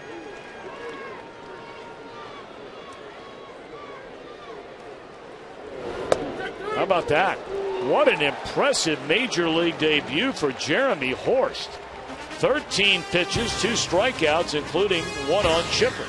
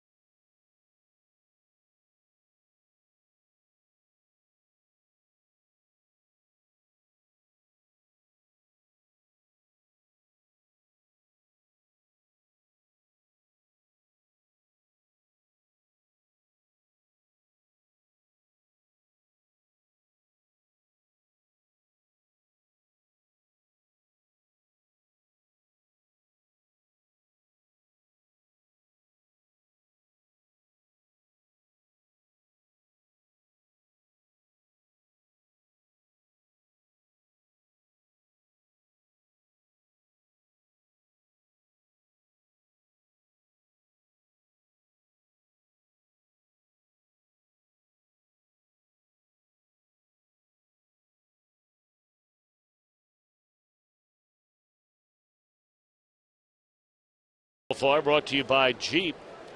Braves jumped out in front 5-0, climbed all over Arroyo, and now the Reds making a bid to take the lead after tying with 5 runs in the 4th. They get a leadoff double from Johnny Gomes to begin the 5th. We welcome many of you watching the St. Louis Cardinals and the Colorado Rockies, and that one turned ugly quick. 12-0 Colorado leading the Cardinals that game in the bottom of the 4th inning. It looked like we were on our way to that kind of game here tonight. Atlanta had 1 run in the 1st, 2 in the 2nd, 2 in the 3rd, and knocked out starter Bronson Arroyo. But Derek Lowe, after surviving bases loaded jams in the 1st and the 3rd, gave up 5 runs, 5 hits, and a walk in the Reds' 4th inning. As Cincinnati came back to tie, and now they have the go-ahead run at second with nobody out.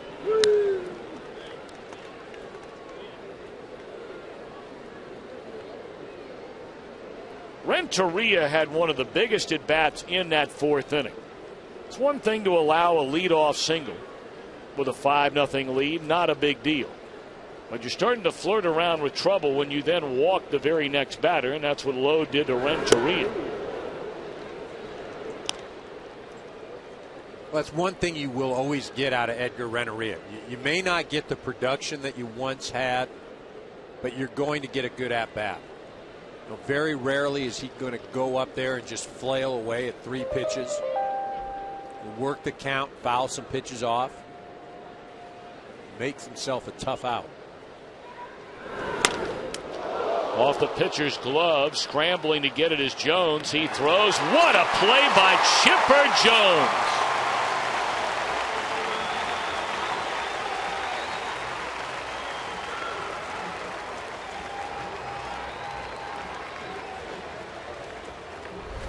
Well, really an excellent play by Chipper Jones, never giving up on the ball. After it hits off the pitcher's glove, he's still moving quick enough, picks it up barehanded, and fires over to first base, Freddie Freeman.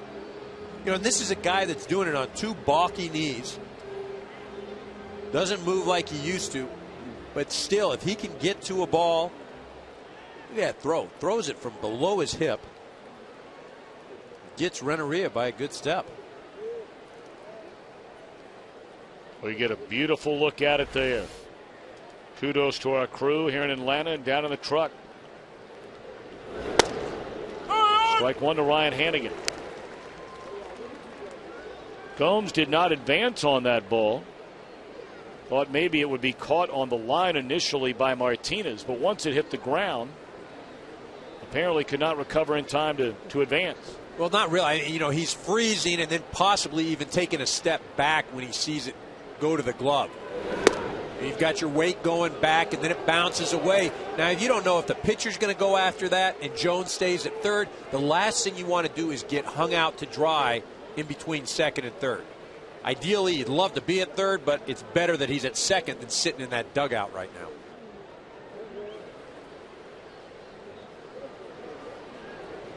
One and one on Ryan Hannigan, the Reds catcher, 0 for 2 in the game. Foul.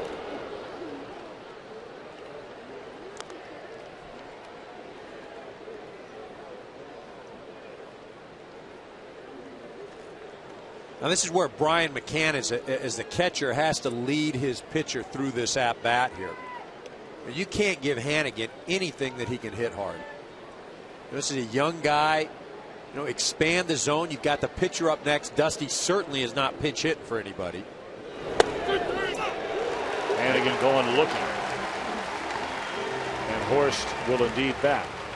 We told you the Braves jumped out early. Scored a run in the 1st inning. Got 2 in the 2nd. In the 3rd, got home runs from Brian McCann and from Freddie Freeman. And it looked like it was a Braves night. But then the Reds loaded them up in the 4th. A 3-run double by Drew Stubbs after a Phillips RBI double. Phillips scored on a single by Joey Votto.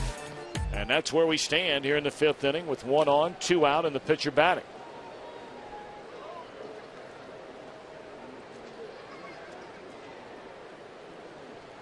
And for those of you joining us from the Colorado-St. Louis game, this is Jeremy Horst's major league debut. He was just brought up from the minor leagues today, and the great news for him is having been born in Wyoming and grown up in New York, undeniably a lot of the audience watching our game right now is in a region of the country that would have never seen this on television tonight.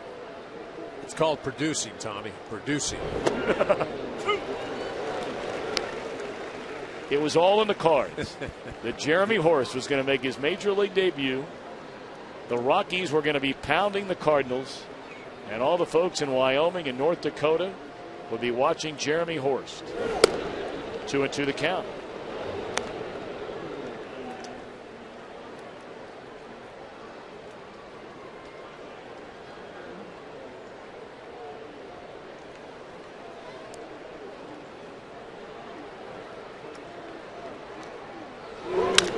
And a base hit into right field. They're going to wave around Gomes. He will score. And how about the major league debut, the first inning in his debut for Reds youngster Jeremy Horst? A 1-2-3 inning on the mound, and in his first major league at bat, a run-scoring single. You're allowed to smile a little bit, young man. Man, that's crazy. And I struck out against Real Cormier in my first at-bat. Man, look at that. Bake happy. Give it the old fist pump.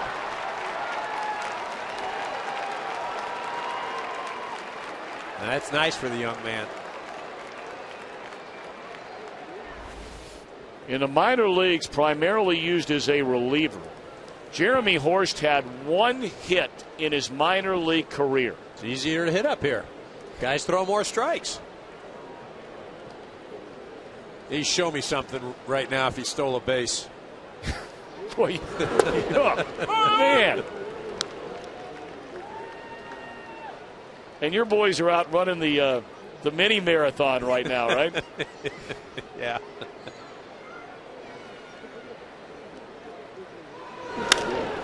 Stubbs a fly ball in a deep center, and Schaefer will run it down. What once was a 5-0 Atlanta lead is now a 6-5 Reds advantage.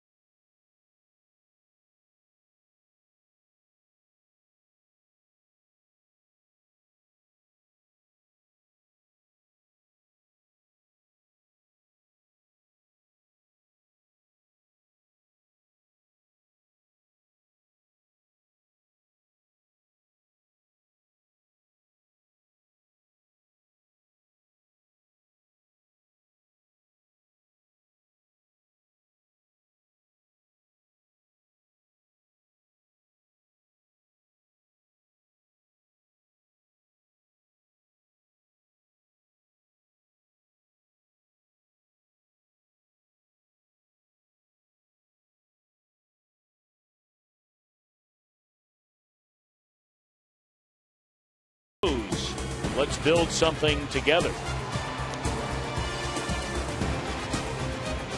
Hanging out in right center field at Turner Field. Cincinnati a 6-5 lead over the Braves, and the remarkable major league debut story of Jeremy Horst continues here in the 5th. Came on in the 4th inning, retired the side in order, and then knocked in the go-ahead run with a base hit in his first major league at bat. Strike one to Brian McCann. That's a good first pitch strike. Breaking ball. McCann looking fastball all the way. Hit that fastball for a home run off Arroyo on the first pitch leading off the third. Hey, he's throwing that breaking ball well. It's what he got Chipper Jones looking at. You know, that's one of the advantages this kid will have right now is really isn't a scouting report. These guys don't know how the ball will move, the fastball, the breaking pitch. And as a hitter, you're just going up there and you're learning while you're up at the plate. And that's not really a good feeling as a hitter.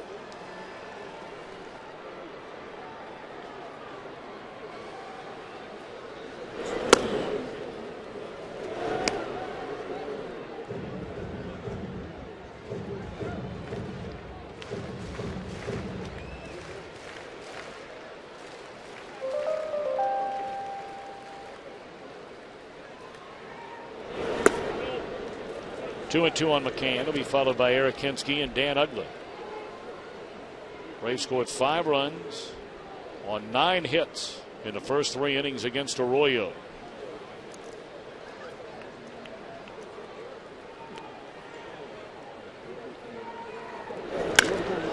And this one is clubbed deep into the night, and this game is tied on the home run by McCann.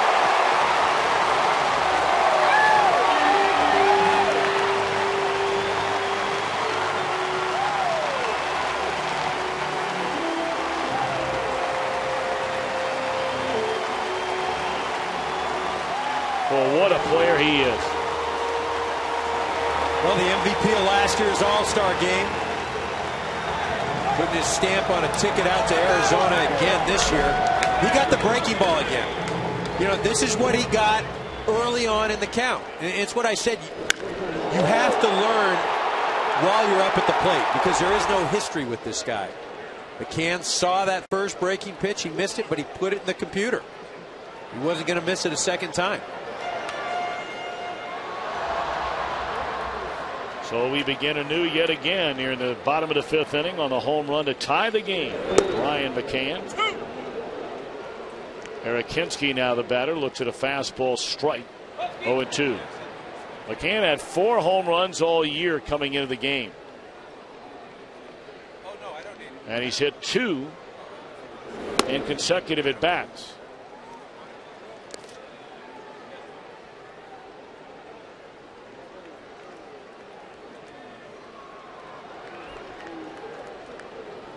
In fact, it's interesting to know that 4 of his 6 home runs now have come in 2 games. It's his second multi-homer game of the year. Of course, the other one, he hit the home run to tie it and then the home run to win it. Well, and this is the first pitch that he threw to McCann. It's that breaking ball. McCann just pulls off of it. Doesn't miss this one. And this one's a bit more inside, not the location, obviously, that he wanted to throw it. But as a hitter, you see the rotation. You see how the ball moves. And very rarely do you hit a pitcher's pitch. You hit a mistake. You hit a ball that pitcher misses location.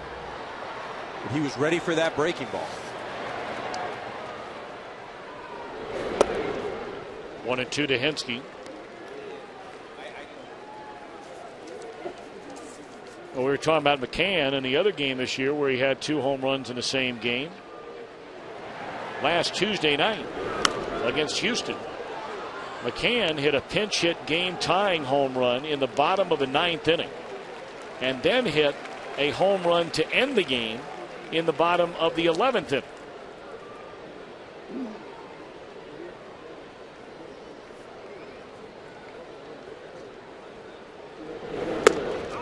Kinski gone on strikes. Let's check in with the guys out in Los Angeles, Chris Rose and Mitch Williams.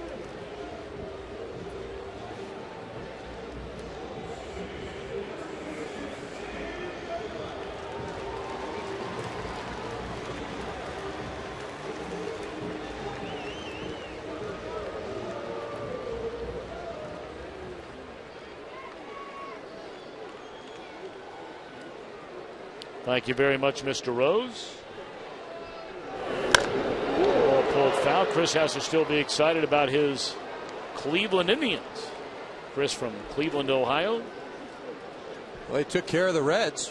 No question about that. Cincinnati went in there. I still think, though, Cleveland, the big key is going to be the health of Sizemore and Hafner, and will they be able to make it through a season? You know, they've got a young staff, the young arms. First time through, a lot of these teams haven't seen these guys. You know, if they're pitching in July and August and games mean something, the league's seen them, may be a bit different.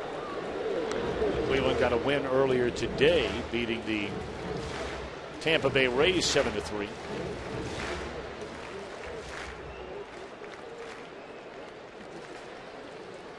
One and two to Dan Uggla. Jam shot popped up. And Gomes waiting, 2 out. Well, baseball tonight and tomorrow, it is NASCAR on Fox. Live from the home of NASCAR, Charlotte, North Carolina. Coverage of the Coca-Cola 600 begins tomorrow with the pre-race show delivered by Pizza Hut at 5:30 p.m. Eastern, 2:30 Pacific, in high definition right here on Fox. When Bobby Cox used to sit in that office and watch NASCAR for hour after hour after hour. Especially when the Braves would be out west. We've had a lot of Braves games on Fox out west. With the time difference, they'd be on early in the day like they were today. Well, he just eat it up. Well, a lot of guys watching that NASCAR. Also got soccer now on Fox. Big game today. Yep. Barcelona ended up winning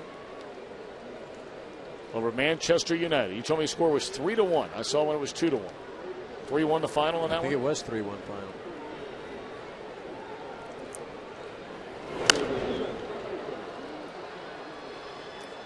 One and two to count on Freddie Freeman.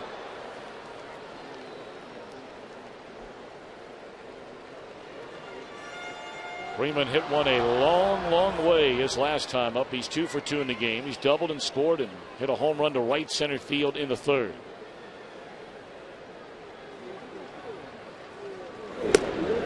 Gone swinging is Freeman.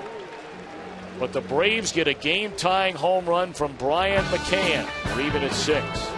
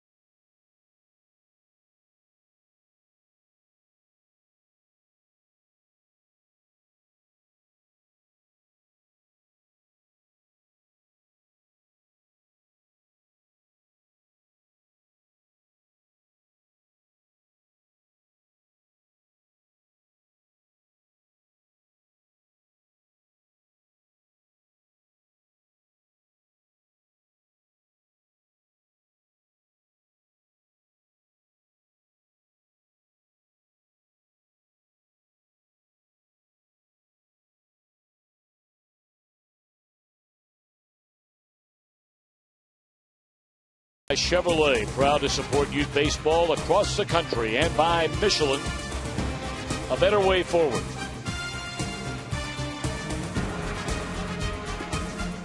Some of the jerseys, memorabilia from Atlanta teams of the past.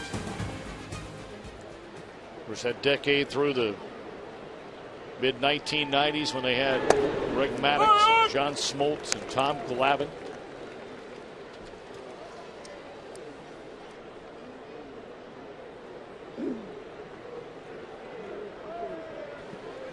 Brandon Phillips, 1 out of 3.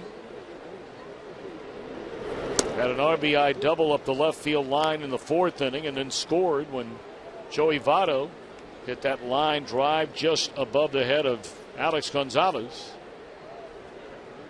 And Gonzalez fooled Brandon Phillips, making him believe he caught the ball. Our Fox sounds of the game.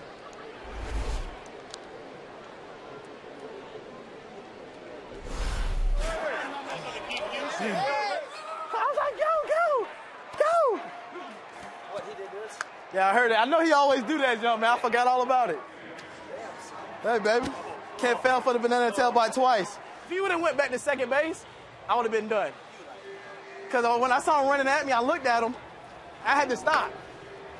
When he looked at me and I saw him running at me like this, I was like, oh, I need to keep on running.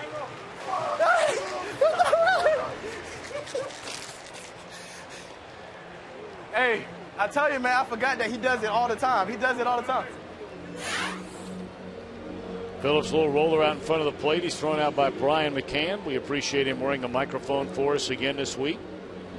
I'm sure he will the next 2 weeks. We'll see the Reds against the Dodgers in Cincinnati a week from today. 2 weeks from today, we'll see the Reds against the defending world champion Giants out west.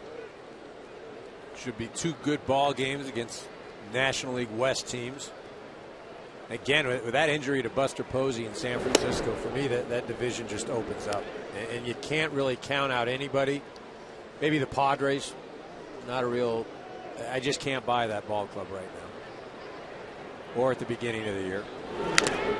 Or probably 2 months from now. Of course, the owner of that team is your old agent, Jeff Morad, who, of course, ran the Diamondbacks for a while before putting a group together to buy the San Diego Padres from John Moore. Right, and doing a fine job out there. I think last year, coming so close, there were a lot of expectations, and the reality is that what happened last year was an anomaly.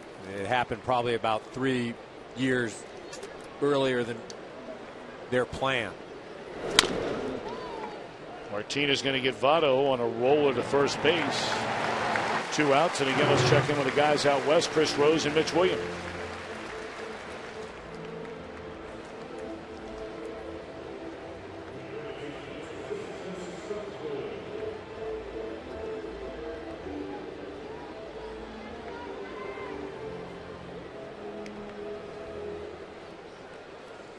Thank you, Chris. Of course, Borges saw that young man grow up in Scottsdale, Arizona. His father's been a major league scout for a long, long time.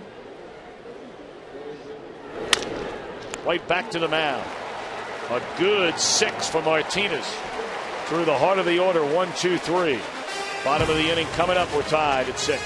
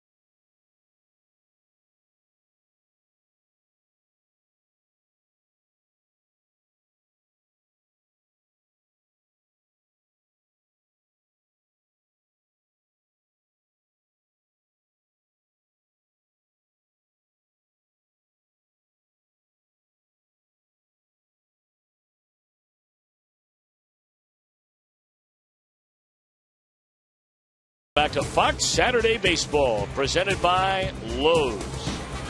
And a good one here tonight in Atlanta. Reds and the Braves are even at 6. Jeremy Horst making his major league debut here tonight. Begins his 3rd inning of work. We talked to Horst before the game tonight. They said how his last number of outings he has been quote unquote stretched out. 4 games just like this one, should the major league club have needed him. And they had to have sensed for quite some time that there was a chance they would need Horst. Bill Bray, a left-hander in their bullpen, is having an outstanding year. And Aroldis Chapman had a great month. And then went 2 weeks where he couldn't get anybody out. He's back in the minor leagues trying to iron out his control issues. So I'm sure the Reds on the horizon, and their general manager Walt Jocketty thought, we better start getting another left-hander ready to come up with a major league club. Well, I think as you mentioned, though, just a matter of time before Chapman back here with the big club. Had a nice outing in his last appearance down in the minor leagues. Again, it's just about control.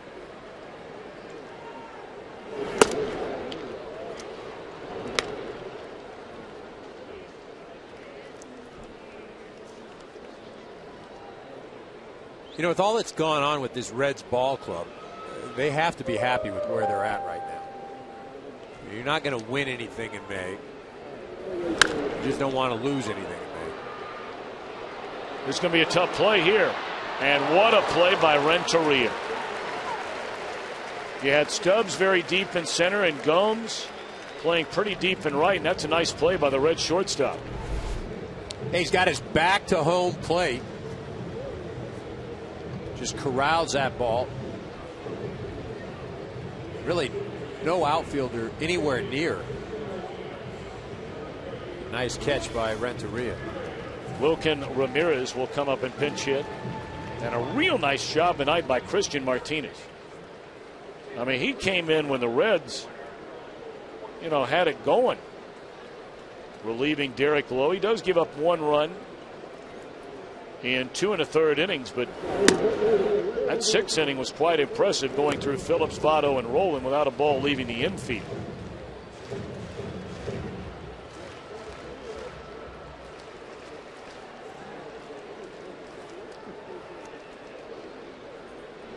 That ball hit hard into left center field by Ramirez. And this will be an extra base hit, and the Braves have the go-ahead run at second with 1 out.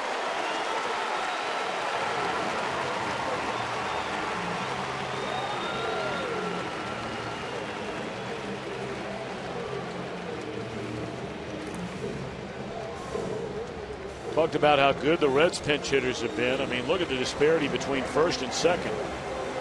And Atlanta with a forced highest average and is still barely above 200. It's not an easy job pinch hitting. No, it really isn't. And it's not really an appreciated job by fans, by the public. Yeah, but you know, as a player, to have to watch a guy sit and then come in a crucial situation and have a productive at-bat, that's really special.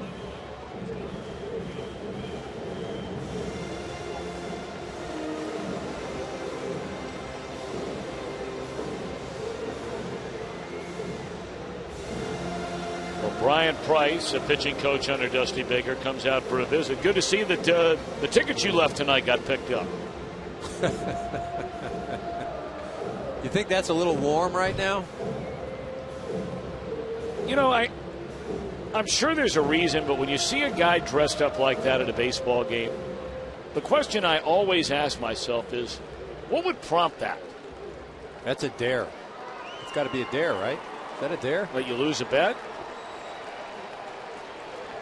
Not so much just the furry outfit, but how about the painted black nose? Foul back out of play.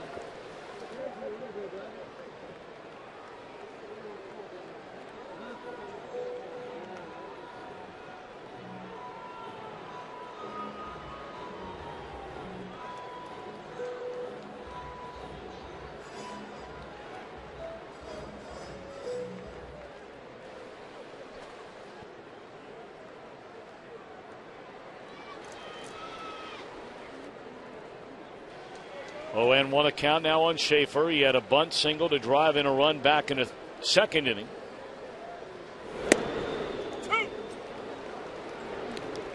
0-2.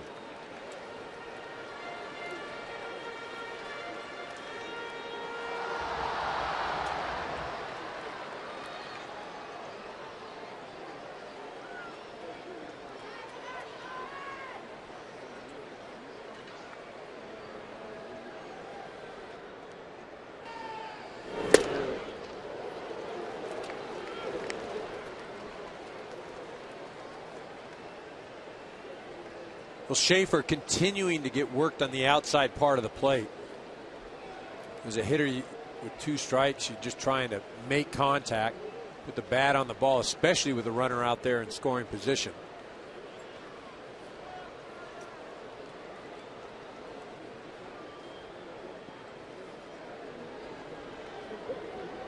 Wilkin Ramirez with a pinch hit double in this 6-6 game, stands at second with 1 away, and able to foul it off is Schaefer.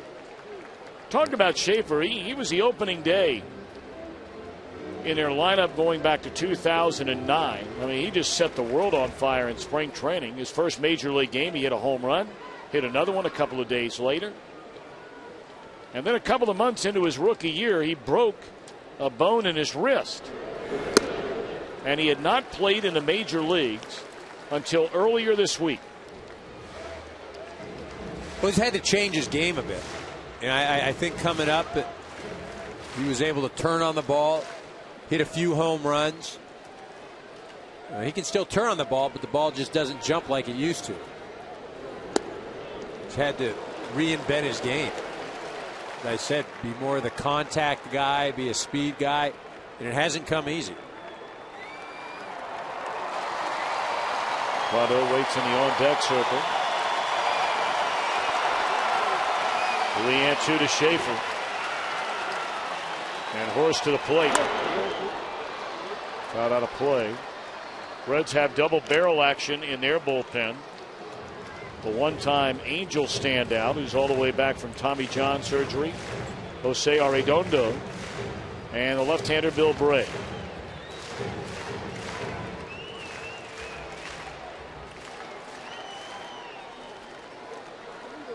Again, Horst continuing to go outside.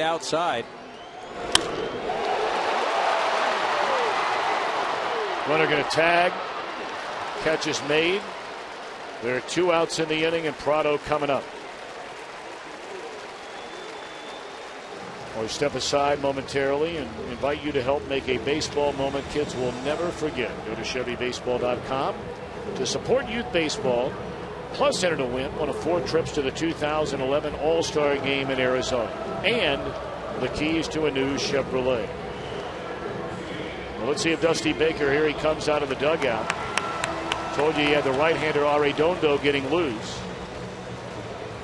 And you have a couple of options here. You know, you could, and there aren't many guys that you walk to get to Chipper Jones. And he's a guy throughout his major league career has been very good from both sides of the plate, but Dusty says we're not thinking about any of that. That's a very fine debut for Horst.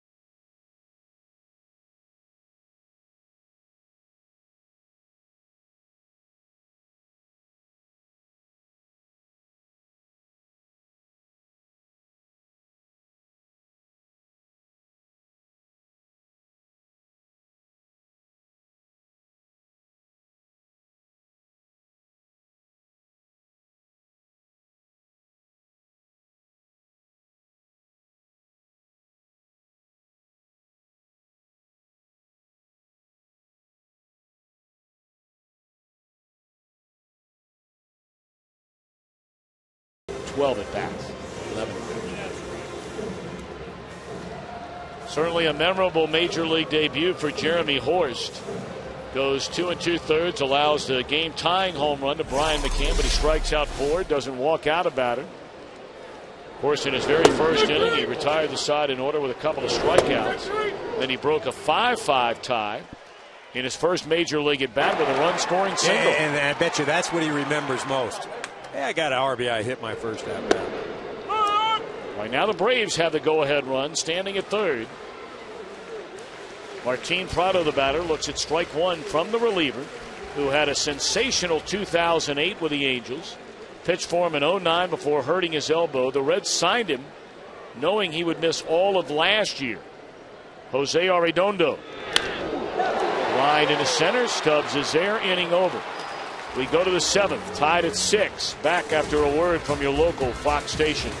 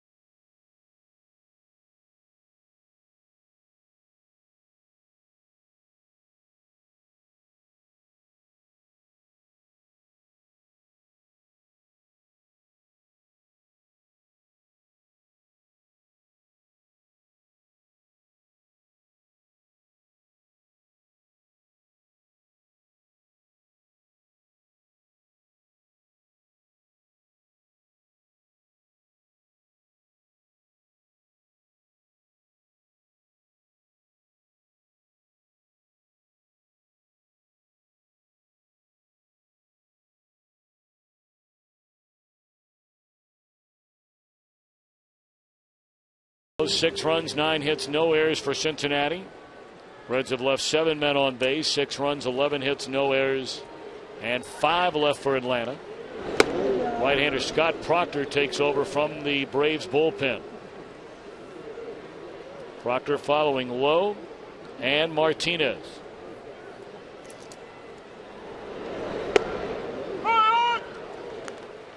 Bruce hitless tonight, came in on fire with a 9-game hitting streak.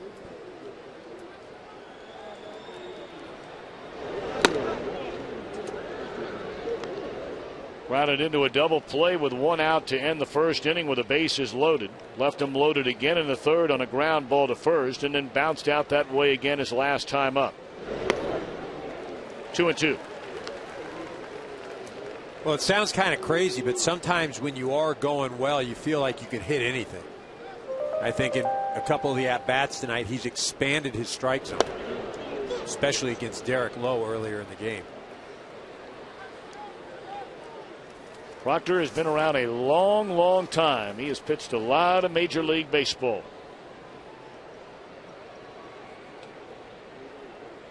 Just got called up in the middle of the month from AAA Gwinnett when Brandon Beachy was placed on the 15-day disabled list.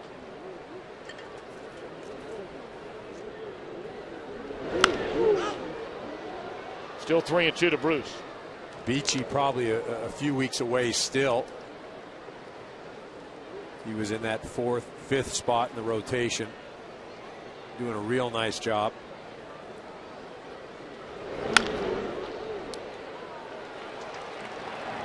Second baseman Ugla throws out Bruce to begin the 7th. Well, this July, baseball's biggest stars will go head-to-head for one spectacular night. The summer's biggest event, Fox, brings you every thrilling moment of the Major League Baseball All-Star Game from Phoenix, Arizona. Coverage begins July the 12th at 8 Eastern, 5 Pacific, only on Fox. Brian McCann, of course, the All-Star Game most valuable player last year. Had that bases clearing double off Matt Thornton. National League finally breaking through to win, ending a 13-game losing streak. Been a much better night tonight for Johnny Gomes.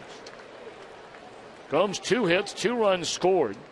Talked about all his struggles this month, and has certainly put that in very crystal clear terms.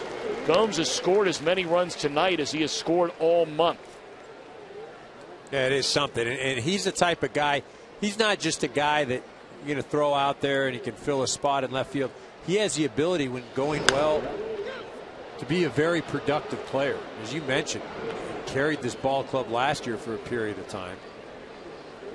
And interesting, down at the batting cages yesterday, and owner Bob Castellini of the Reds down there, and he told Johnny Gomes, he was a day early, but he said, look, you're going to get in tonight's game and be real productive, get a big hit.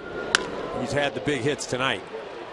Johnny Gomes, 3 base hits. I mean, this is the kind of night the Reds have really been waiting for. You're talking about a left field position last year for the Reds that knocked in 100 runs.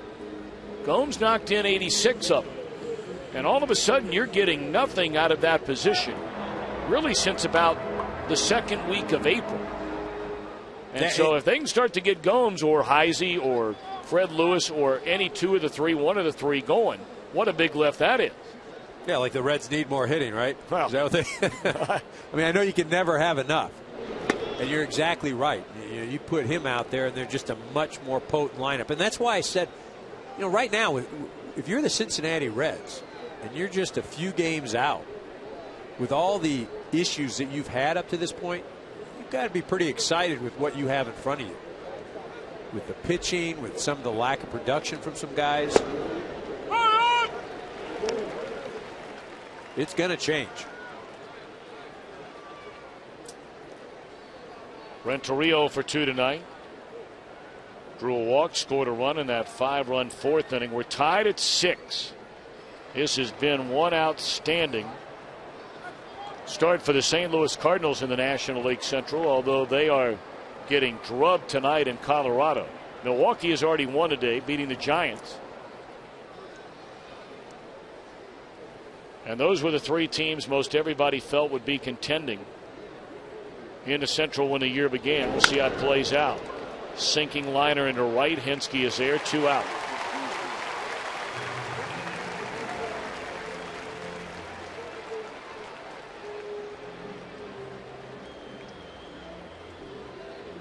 It's Atlanta bullpen just about as good as it gets through the first 2 months of this season.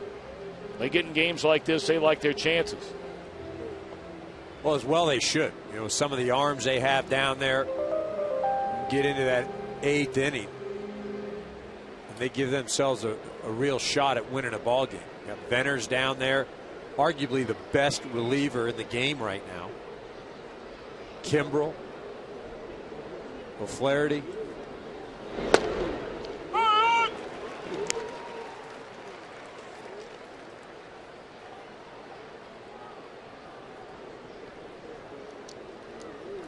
Oh, and 1 the count on Hannigan. There's one player in the lineup the Reds like to play hit and run with. It is Hannigan. It's a 1-1 count. Should we get to a 2-1 count, even with 2 outs, the Reds might think about it. Mark Berry is their third base coach.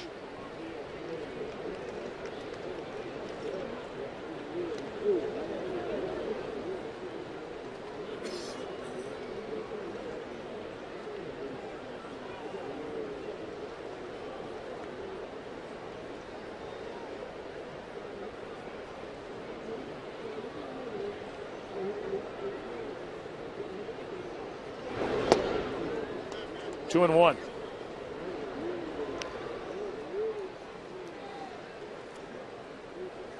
Normally you don't do a lot of hitting and running with 2 men out in an inning. But the Reds don't mind should you get a swing and a miss and a runner get thrown out at second base. They don't mind Hannigan leading off an inning, even though he's a catcher. He's a very selective hitter. They're not starting him. And it's 2-2.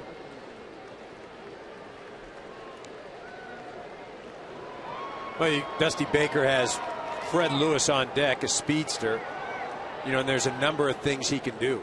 He can do a double switch. Can do, so you don't have to necessarily have Hannigan leading off. You've got Hernandez in there. He's got a lot of options. But a hit and run, who knows? Well, we know he's running now. 3-2 count, 2 outs, 6-6 game. We're in the 7th. Now, that's not as good as your bunt call earlier, but I do like the 3-2, 2-out running now. Thank you very much.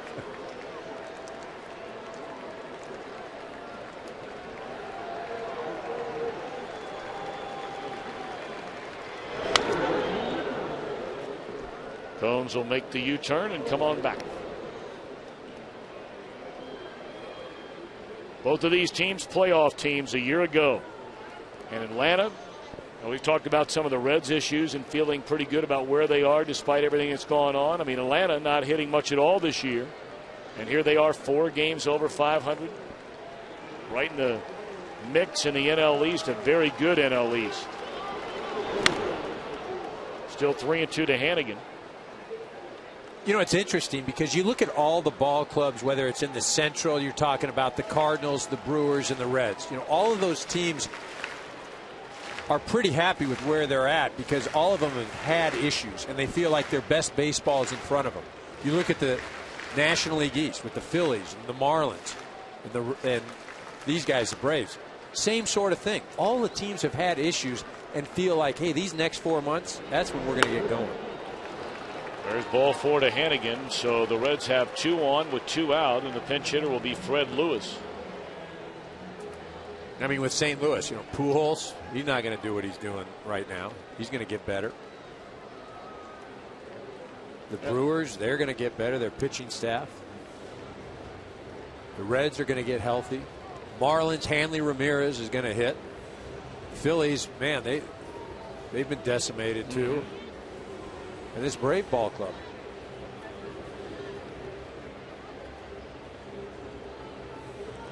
Well, Roger McDowell, who incidentally is a Cincinnati native, born and raised there, and a lot of his family still makes their home back there. Went to Coleraine High School. Very well-known football powerhouse in the greater Cincinnati area, but Roger, outstanding pitcher there and was in the major leagues. Of course, he had an issue with some fans out in San Francisco, was suspended, and has recently been reinstated.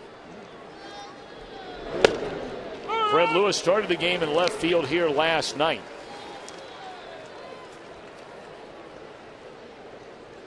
Lewis had a hit in 4 at-bats, knocked in a run, walked and scored a run. He grew up, still makes his home in Mississippi, about a 4-hour ride from here. And this ball is driven into left center field. On the run is Schaefer, and he makes the play. It's almost like the ball caught him based on his reaction out there. Perhaps a game-saving play by Schaefer.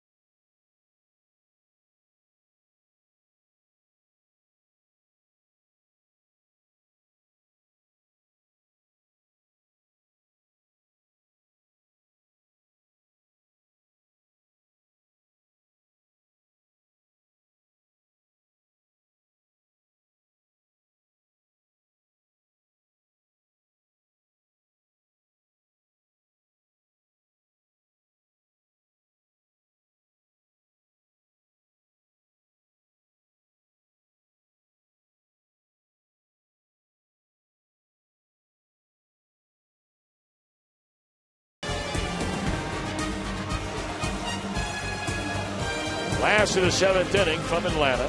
Braves and the Reds are tied at 6. Reds again will go to their bullpen.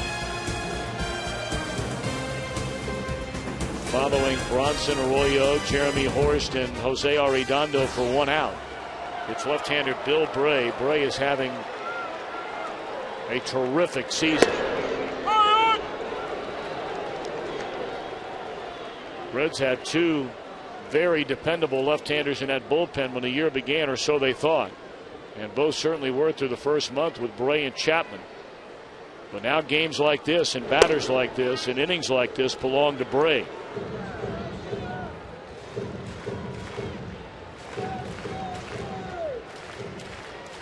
Jones has swung the bat very well against left-handers this year. Better, in fact, than he has against the righties by a long shot.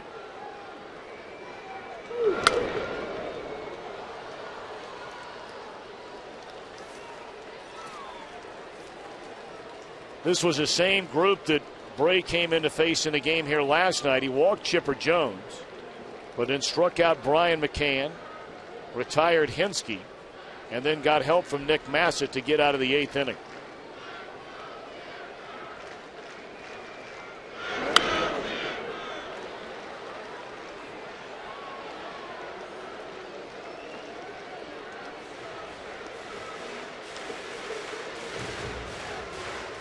You know, just watching Chipper swing, and we talk about the leg problems, the knee problems. It's just tough to generate the type of power that we've been accustomed to seeing. Out on strikes Jones, 1 away. Listen to Brandon Phillips for more of our Fox sounds of the game. You saw the way Brian McCann hit that ball? I got the chill bumps when he hit that ball. He hit that ball, he looked at it, had the bat in his hand, and it looked like he said, scoop.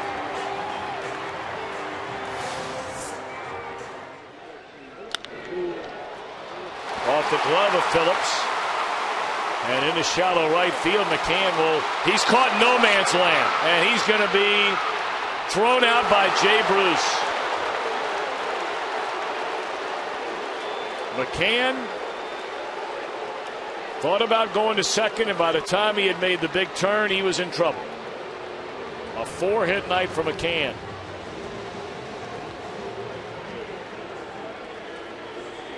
Well, Brian McCann got a bit excited, but that decision is made going around first base. And once you make that decision, you're getting thrown out at second base or you're going to be safe at second base. But a man of his speed cannot get caught trying to think, well, maybe I will go or won't go.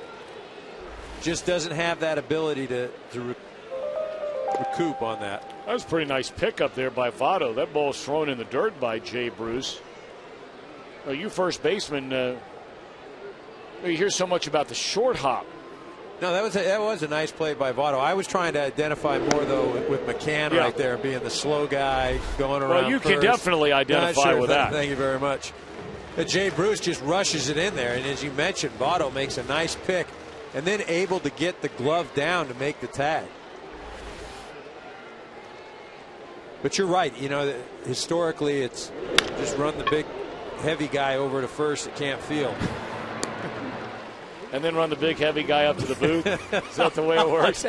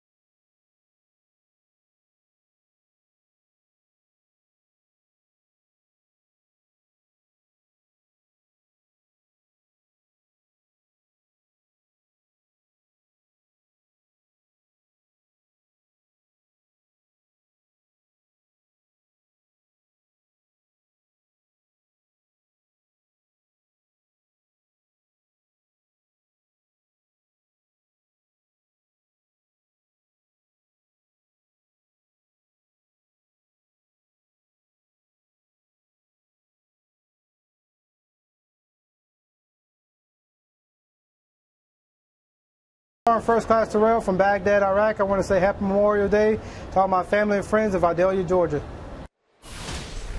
Happy Memorial Day indeed. And thank you for your service and those who have been there before. Deep in the hole at short. Gonzalez going to cut it loose. And he just does throw out Stubbs. Boy, that is a big-time play by Alex Gonzalez. Well, that's a great play. You're talking about cutting it loose. More impressive, just the transfer, the just stop on a dime, turn, and throw. You know, a lot of guys, you could take that extra step, you load up a little bit, but Gonzalez fields it one step. Look at this. Boom, and turn and throw. Gathers himself quickly. That's a great play. Nice play by my man Freddie Freeman there, too, helping him out. Johnny Venters. I mean, Eric brought it up earlier. I mean, when you look at the numbers, it's just hard to imagine there's been a reliever that's been better than this guy. He has gone 45 consecutive hitters without allowing a hit. Now, he has hit a couple of batters. He has walked 6 batters over that time frame, and he'll retire the first 2 here in the inning. He has not given up a hit since an outing. The only outing all year he allowed a run on the 8th of May in Philadelphia. Well, he's just got so much movement on his ball, and on top of that, he throws hard. The ball is heavy, and although you may make contact against him, you usually don't square the ball up. Plus, as you mentioned, he's hit a few guys, you know, and when you're throwing that hard and you're a bit erratic, that's conveniently wild. You know, and you use that to your advantage. You know, 97 up there that isn't always pinpoint. That leaves a little doubt in the hitter's mind. He's only allowed a run in 2 outings, or 3 outings total all year long. The last one, as we mentioned, was all the way back on May the 8th. That was the last time he allowed a hit. Well, you talk about he's throwing 97, 98 with movement. And then he's going to drop an 87 slider down and away. Well, Joey Votto, the batter, he tied the game at 5 in that 5-run 4th inning, knocking in the 5th run. There's that breaking ball that locked up Votto, who's been on base 3 times tonight. Well, that's that slider again. Now you got to look for that, or you've got to look for that fastball that runs in on your hands. There's not a lot of fun getting in the box against him. The roller down to third. Going to be a tough play for Chipper, and he can't make it. That'll be an infield hit. So the first hit allowed by Venters in the last 47 batters that he has faced.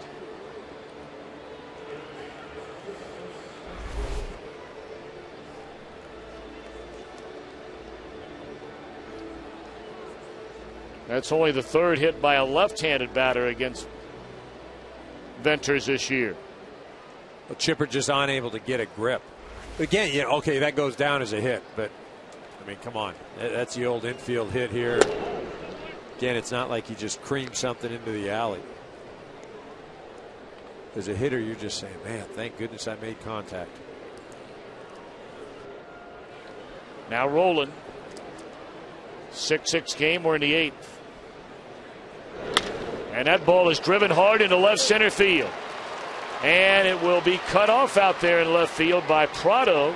Throw into second, and Rowland is out at second base. And Rowland is hot with a second base umpire, C.B. Buckner. But that's a base running mistake by Rowland.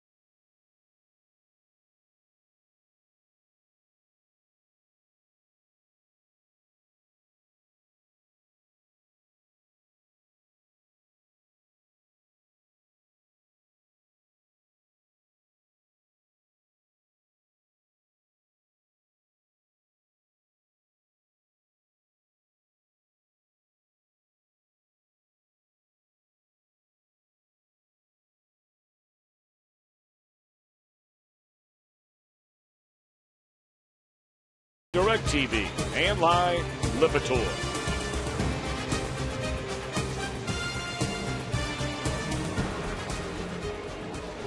Scott Rowland not happy at all with a call at second base. What do you think, Eric? Well, he hits a ball in the alley, and then he just keeps going to second. C.B. Buckner right there. You see Scotty Rowland bringing his right hand back, trying to avoid the tag, getting his left hand in there. Meanwhile, leadoff man is Dan Uggla in the 8th inning against a new Cincinnati pitcher, Nick Massett. 1 pitch, 1 out. Massett came over from the White Sox as a starter in the Ken Griffey Jr. deal. The Reds moved him to the bullpen permanently, and outside of a bad start in April last year and a bad start in April this year, he's been about as good as it gets in the National League as far as right-handed setup guys go. And boy, he got knocked around this April. Freddie Freeman with a base hit. He's had a good night. 3 hits. He has 3 hits. McCann has 4.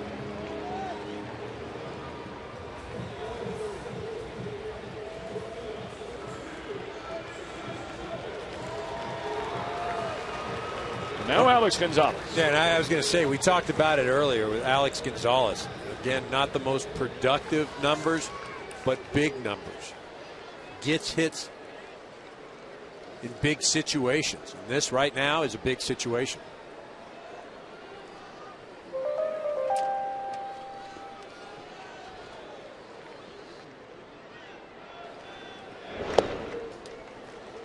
That's a heck of a pick right there by Hannigan, keeping the ball not only in front of him, but just picking it cleanly.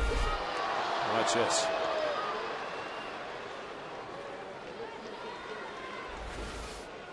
Like you used to do it with the first baseman's mitt. Keep telling it, Tommy. Keep telling it. No doubt.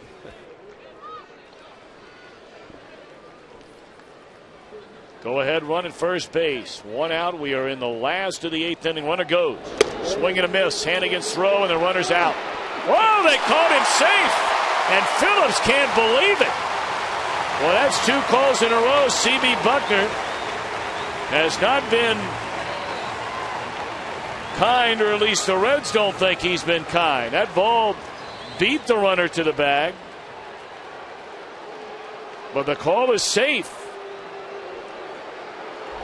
Freeman got a good jump, and I'm not so sure he didn't get under the tag. It was a high throw. He's out. Yeah, he is out. He's out by a good foot there.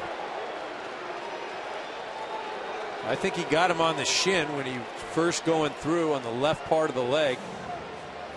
He gets him right here. You could freeze that right there. I think he may have slid right by him. Well, CB's closer than all of us. Yep.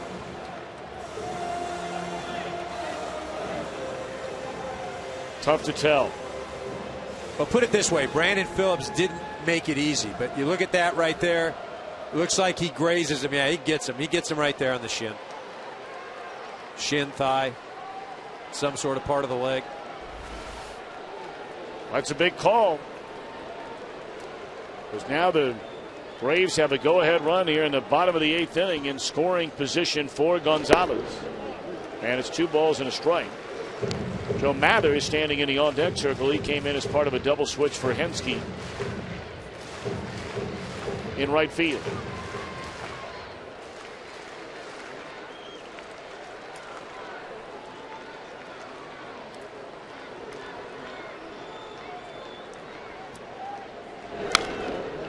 Two and two.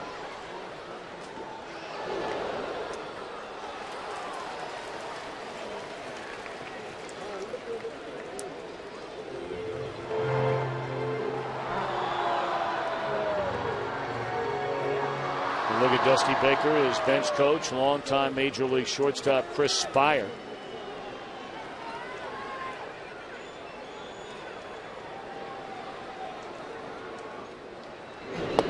On swinging Gonzalez there, 2 away in the inning. That's a big strikeout. It goes without saying, just getting the out, but against that type of hitter. As I mentioned, a lot of big hits, but he is known as a free swinger.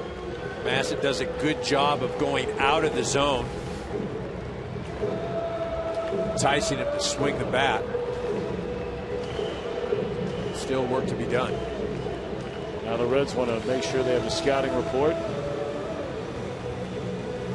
And it gives us a chance to tell you that Fox Sports is proud to support Stand Up to Cancer and their work to fund groundbreaking research that helps accelerate treatment to patients. To learn more, please visit standup2cancer.org/Fox Sports. A very entertaining game tonight here in Atlanta. Braves jumped out to a 5-0 lead at the end of 3. Reds scored 5 times to tie it in the 4th inning. Both starters out of the game before completing 4 innings. Cincinnati took a 1-run lead in the 5th. And then Brian McCann tied it with a home run in the bottom of the inning. And here we are in the 8th. Runner at second, 2 men out.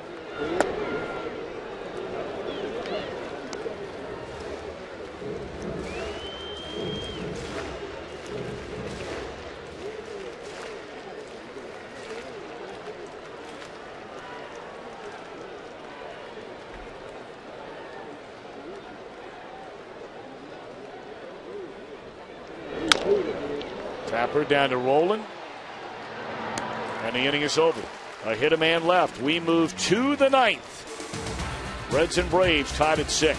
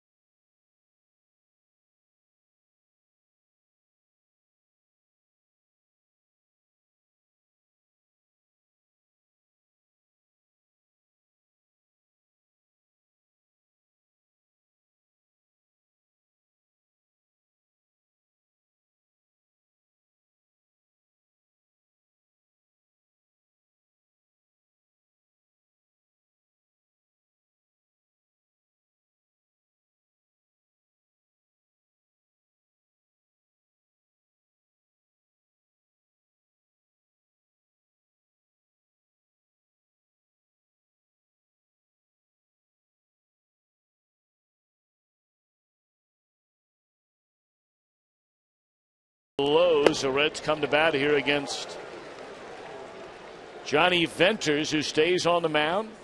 Venters escaped damage in the 8th inning. Bruce fouls that ball off his foot. Bruce 0 for 4, came in with a 9-game hitting streak. But Venters allowed a little roller infield hit to Votto in the 8th inning with 2 out. And then Roland hit a ball to the gap. And Prado threw Roland out at second base to end the inning. Prado watches as Bruce swings and misses. And that's the way it starts in the 9th. Again, not fun to hit against Johnny Venters, and you top it off, a left-handed hitter going against this guy. As electric as stuff as there is in the big leagues. It's more of a function of just I'm going to say you're getting lucky when you hit the ball hard off this guy. I mean, that's really what it is. It's been a big night for Johnny Gomes, who struggled and struggled so mightily in the month of May.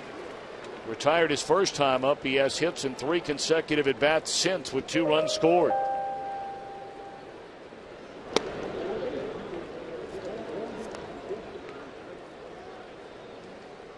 Well, this would be the dangerous guy in the inning if you're Venters. If there's one guy that could run into one of those fastballs, but that's of the trio due to come up. Bruce, you have an overwhelming advantage, lefty on lefty. But what do you think? Gomes would be the guy you want to make sure you keep it away from it? Gomes is the guy that can hurt you. You know, Renteria, you know, he could walk into one, but you know, if I'm Venters, I'm just throwing. The movement he has, you just let his stuff take care of itself.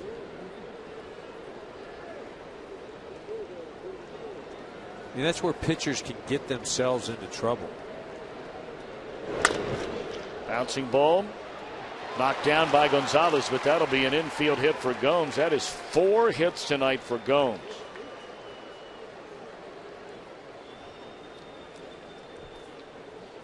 Well, next week we invite you to join us again, Fox Saturday Baseball. Back at 4 o'clock Eastern Time, 1 o'clock Pacific. Some see the Cubs and the Cardinals. Others see the Dodgers and the Reds from Cincinnati. Fox Saturday Baseball is presented by Sprint.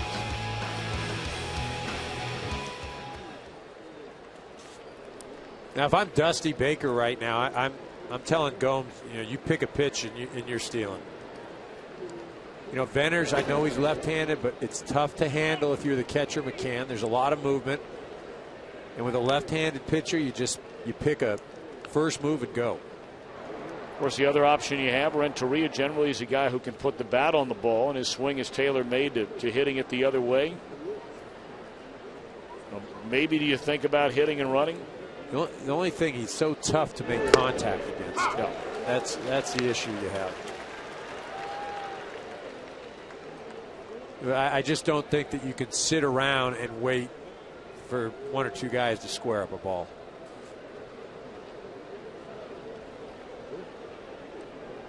Gomes does have 5 stolen bases in 7 attempts. He runs better than average.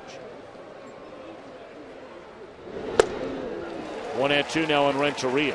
The thing is, though, is against a guy like Venters, you can't try to steal the base. You've got to guess. And you've got to go on first move.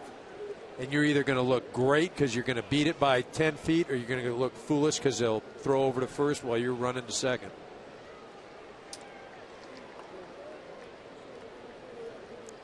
One and two on Edgar Renteria. Clearly, we don't know if that's his best move, but if it is. Yeah, that's not the best. That's just one of those, I'm going to show it to you. Let you know that I'm thinking about you. Venters is not picked off a runner. Of course, there's barely anybody on base against him. Fastball sails high and away, 2-2. Well, and that's even more reason to try to run. You know, because this isn't a guy that I'm sure spends countless hours working on his pickoff move. He just doesn't need to.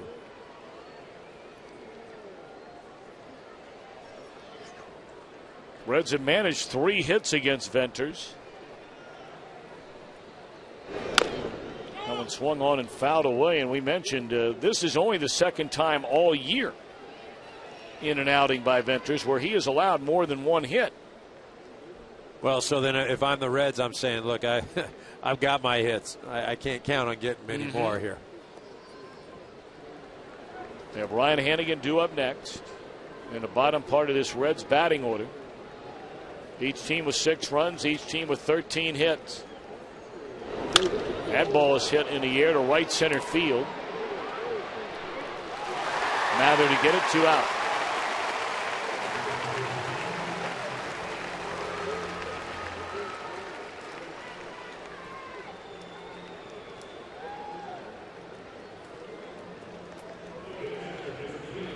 Tonight is also just the 6th time this year where Venters has gone more than 1 inning. 26-year-old left-hander. was brought up very early on last year. Didn't begin the season with a big league club. He got called up 3 weeks into the regular season. Well, remember, a few years ago, he had Tommy John surgery. So he's a guy that you're always going to have to watch.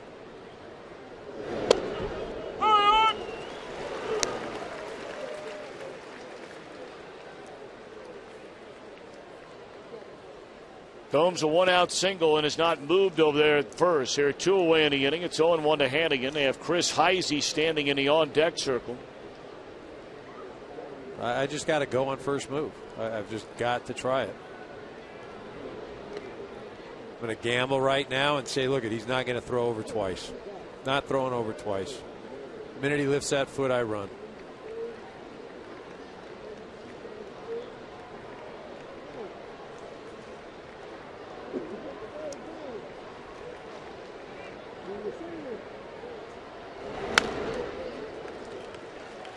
That swing looked like Hannigan was trying to hit behind the runner over there, but he fouls it away, and now Venters has Hannigan around the neck at 0-2.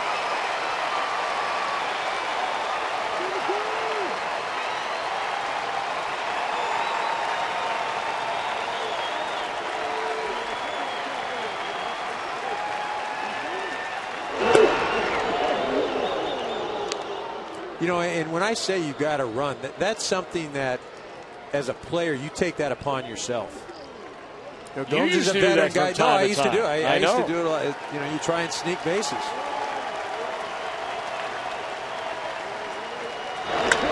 I remember specifically talking a number of times in broadcasting games that you did where, you know, I mean, look, you weren't a guy that was a fast guy, but you knew that people weren't going to pay a lot of attention to you. And so if they weren't going to, from time to time, you'd go steal a base on them. You know, and who I learned that from, Eddie Murray. I had an opportunity to play with him, the Hall of Famer. At the end of his career, he was with the Dodgers. But he used to get 10 bags a year because he'd pick his spots, he'd read pitches. You don't have to be smart, or excuse me, you do have to be smart. You don't have to be fast to steal bases.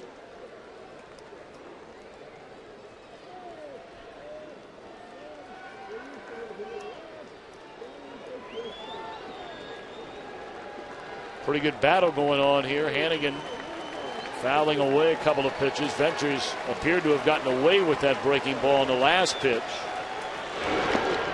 That one in the dirt.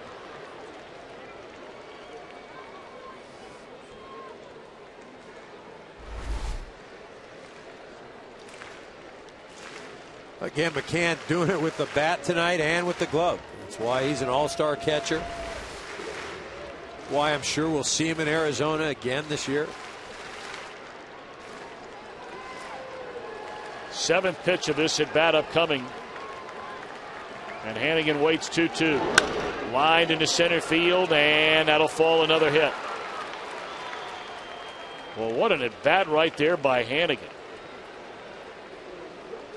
And now all of a sudden the Reds send their best hitter off the bench to bat against Venters.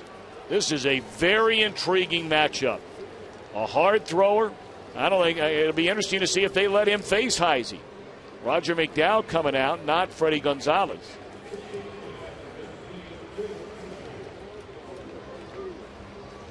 And you mentioned the All-Star game. We have it for you right here on Fox. You'll be out there, right? I will be out there. In Phoenix, Arizona. That'll be Tuesday, July the 12th. 8 Eastern, 5 Pacific. Only on Fox. Saw Adrian Gonzalez here. Well, 29 runs batted in the month of May. Boy, did he get hot. And he had a nice April. But then he really got going in May. Started using that wall, the monster at Fenway. There's a guy we may see it in Arizona. We should. Johnny Venters. Of course, it's infrequent you see setup guys go to the All-Star game. Last year we saw one from each league. Well, you saw Quo. You know, Hung-Chi Quo, I believe, was there last year. And last year Arthur Rhodes was there, and Matt Thornton was there. Well, see, this is why, though, I thought that Gomes should have just taken a chance. I just, you know, maybe there's another hit here, but you're talking about getting 3 hits this inning against one of the stingiest pitchers in the big leagues. Well, this is one guy who, as a young player, is waiting for his chance to be the everyday left fielder. He was a Reds minor league player of the year 2 years ago, Chris Heisey. Last year tied a franchise record with 4 pinch hit home runs. And he is extremely dangerous at the plate. He comes in with a career high 8-game hitting streak. He's gotten a number of at-bats lately and a number of starts. He leads all major league pinch hitters so far this year in hitting, RBIs, and slugging percentage.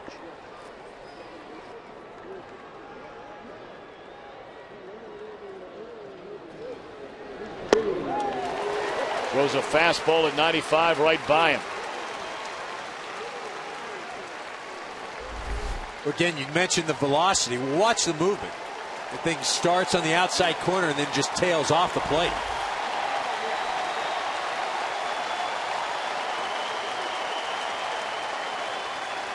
Two on, 2 out. 2-2 the count.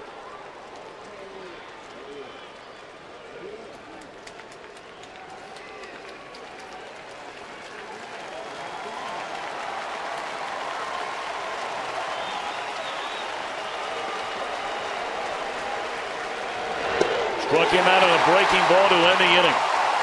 So Benner's over 2 frames, gives up 4 hits. But all that matters is no runs. Braves bat in the 9th.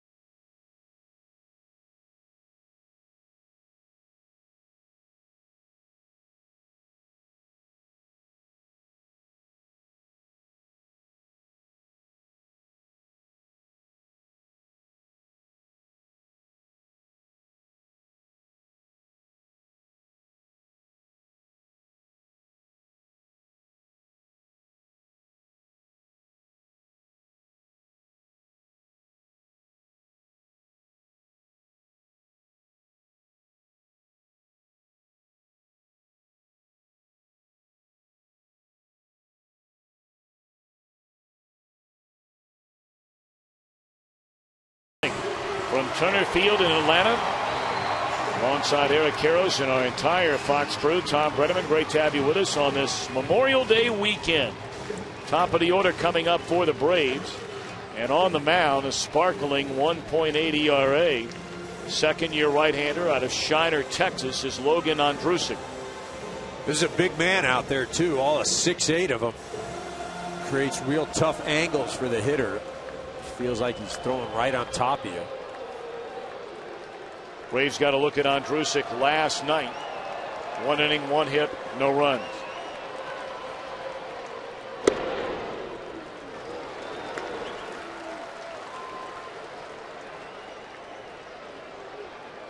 He faced Schaefer and Prado in the game here last night.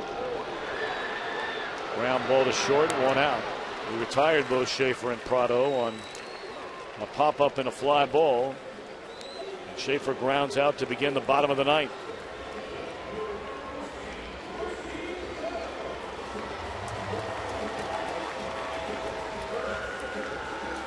Atlanta last week played 5 extra inning games over a total of an 11-day stretch, so over a 2-week period, as recently as earlier this week. They 5 times have played extra innings. Of course, the Reds don't want to hear anything about that at all. How about yourself? You want to hear anything? How was that game Wednesday? Until you brought it up in between innings. The Reds, as many of you know, played a 19-inning game in Philadelphia on Wednesday night and had to turn around and play on Thursday afternoon. Game started at 7. It lasted nearly 6.5 hours. There you see 600 pitches thrown in that game. And Wilson Valdez, the first player to start a game in the field and then register the win on the mound since Babe Ruth. Bruce underneath, the fly ball from Prado, 2 out. Valdez, actually, he came into the game, and boy, did he throw the ball well. I mean, take a look at some of the pitches, the movement. Well, talk about the movement. Look at the hitters he's going after right there. That was Votto and Bruce. That was no messing around. That was the middle of the lineup. And then Raul Ibanez won the game on a fly ball to center field with the bases loaded. That was a game where the Reds had so many chances to win in regulation, if you will, in 9. Jay Bruce hit a home run to lead off the 10th, but the Reds closer, Francisco Cordero, gave up a home run to Ryan Howard in the bottom of the 10th. And the Reds had a base running blunder, left the bases loaded in an inning, and Philadelphia won it.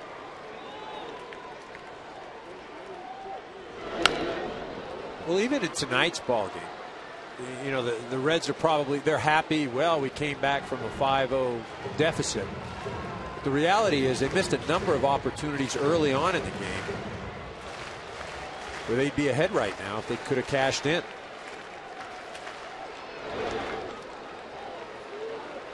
You know, when you have those opportunities, you have to make the most of them. I was reading something the other day. Mike Quaddy, the manager of the Cubs, made a comment. He says, you don't know which run is going to be the winning run. And it's a good point. You know, remember the Reds had bases loaded, 1 out, Jay Bruce at the plate, double play, got nothing out of it.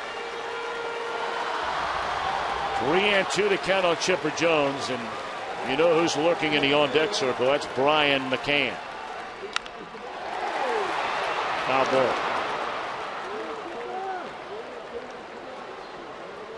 Well, I would imagine the Chipper, much like he did on that pitch right there, he's going to get a strike to swing at. Now, whether it's a pitcher strike or a hitter strike, we'll find out. But the Reds are well aware of who's standing in the on-deck circle. As you mentioned, he's going right after him with fastballs.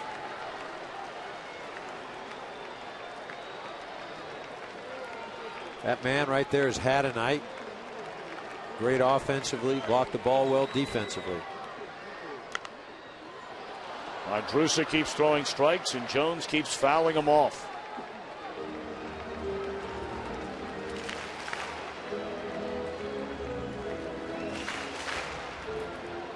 Eight pitches so far in this at bat. 6-6 game, 2 out, bottom of the 9th inning. In the air, left field, and Heisey, who stays in the game defensively, makes a catch at the track. In extra inning games, Reds are 4-1. Braves 5-5.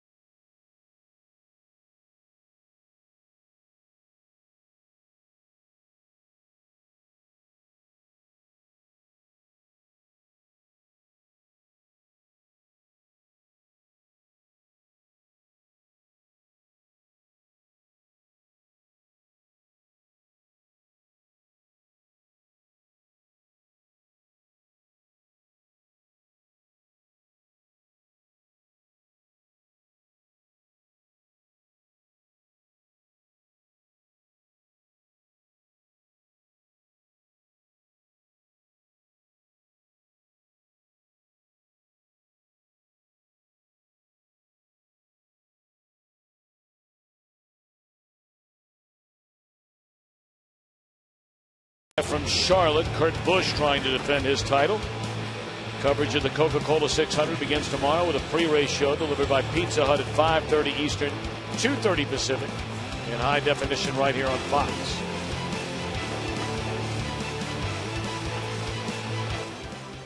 Birthday boy today, born 23 years ago today in Huntsville, Alabama. Their closer, Craig Kimbrell.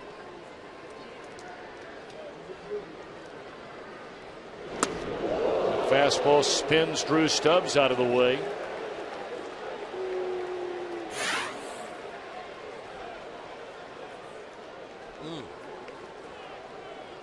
Running up and in. Kimbrell gave up a 2-run home run, and it was a big home run in that game as Stubbs goes around 1-1.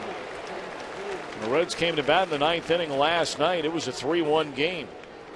Kimbrell walked Jay Bruce, and 2 batters later gave up an opposite field home run to Ramon Hernandez.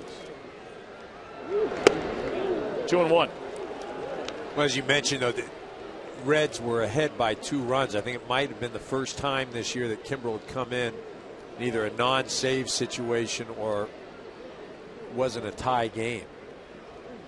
And there's something to be said about coming in with the game on the line, the adrenaline.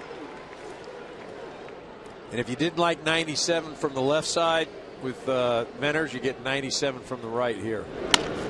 Right back to the mound. 1 out. Talked about Kimbrell being from Lee High School in Huntsville, Alabama. Story's an amazing story. You know, he goes back to high school where he's really not being recruited by really anybody. He goes to a small community college.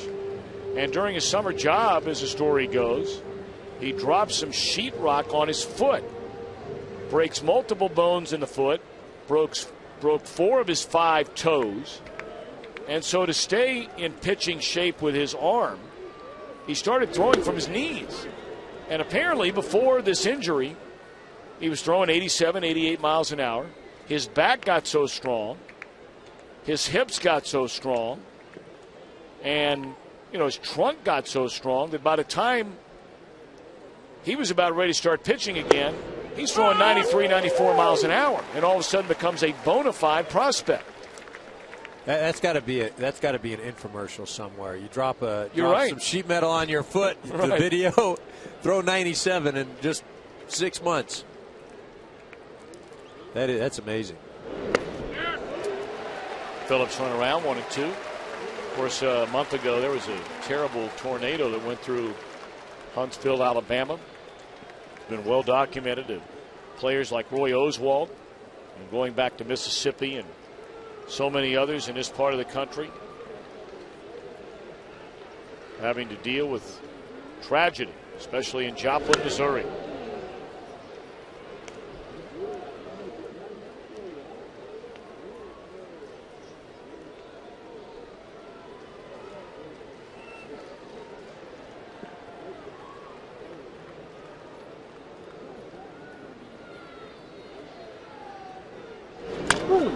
There's a base hit into right field. That's a nice piece of hitting right there by Phillips.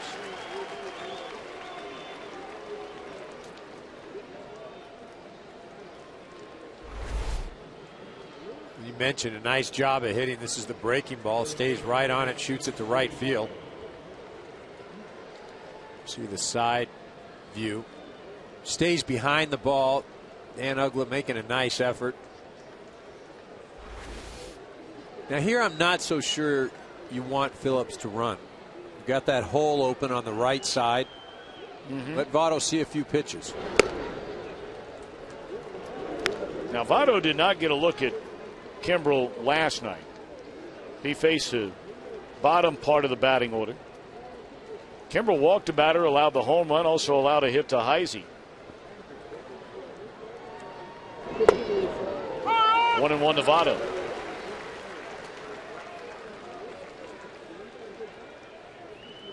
Kimbrell has only been scored on in 7 of his 26 outings so far this year.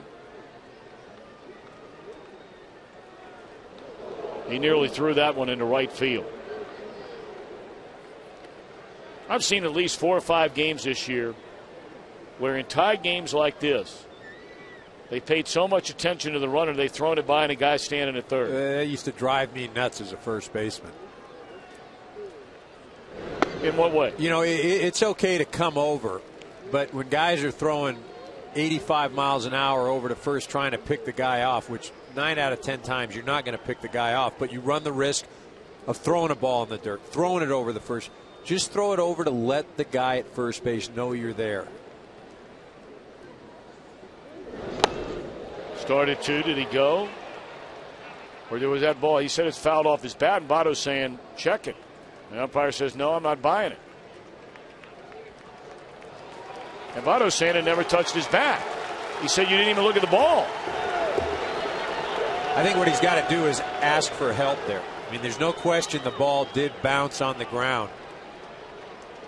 I don't know if the home plate umpire is saying that it bounced and hit your bat, therefore it would be a strike.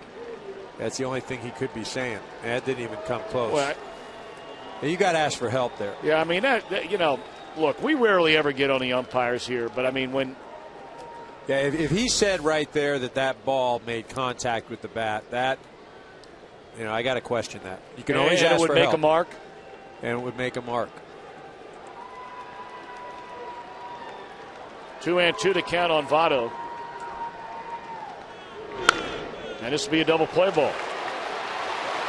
Inning over.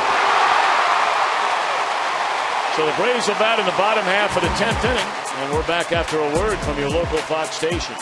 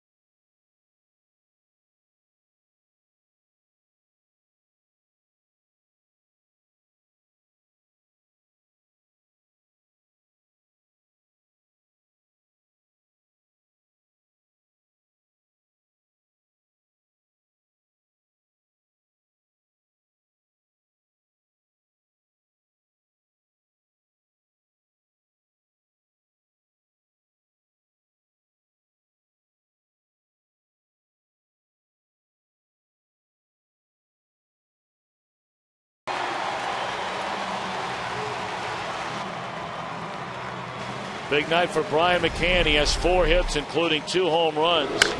1 in the 3rd. And the next one in the 5th.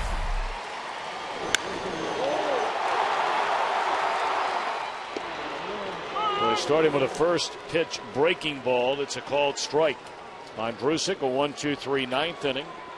And he'll pitch here in the bottom of the 10th. 6-6 game.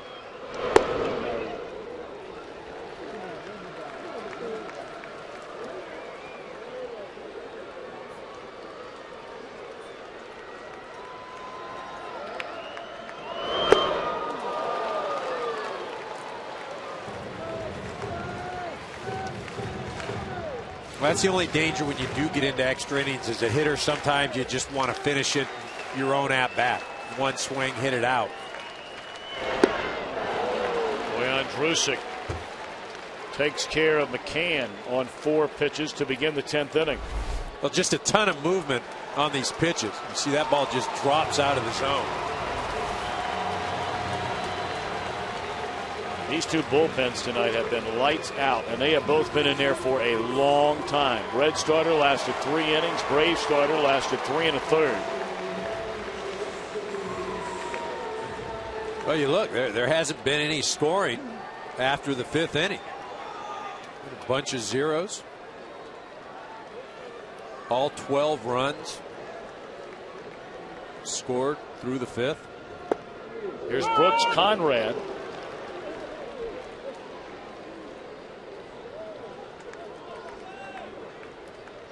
Conrad has provided late game heroics for this Braves franchise, and never more so than a game against Cincinnati last year in the month of May, when the Braves came back from 8 runs down and the game ended on a grand slam by Conrad. He thought the ball had been caught. He hit it off Francisco Cordero. 2-1. Take a look at Conrad and his reaction. He thought the ball was caught. Watch it. Oh, doggone it. What? Keep running.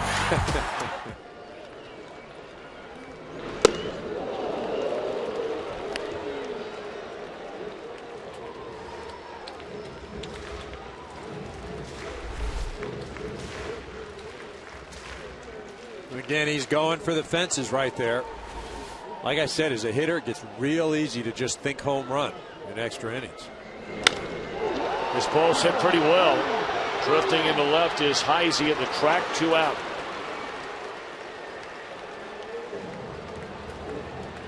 I mean, we mentioned that both bullpens have only given up 1 run in this game. Cincinnati has had a pile of hits. They have 8 hits against the Atlanta bullpen. The Braves have 3 hits against the Reds bullpen. And really, only 1 runner, 2 runners have reached second base since the last time the Braves scored in the 5th inning on the McCann home run. Well, that's kind of the MO for these ball clubs. I mean, the Reds, they come in as an offensive ball club. That's their strength. You know, the Braves, the fact that they were able to put up 6 runs, that's an offensive explosion right now. Now Dan Upland. That ball is hit well, but room out there for Stubbs at the track, short of it, and the beat goes on. We're off to the 11th, still tied at 6.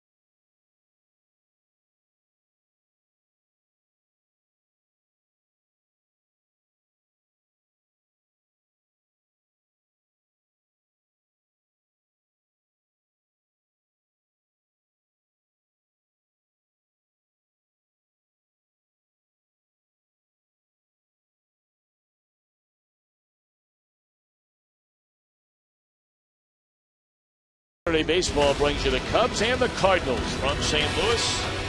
Others will see the Dodgers and the Cincinnati Reds from Great American Ballpark.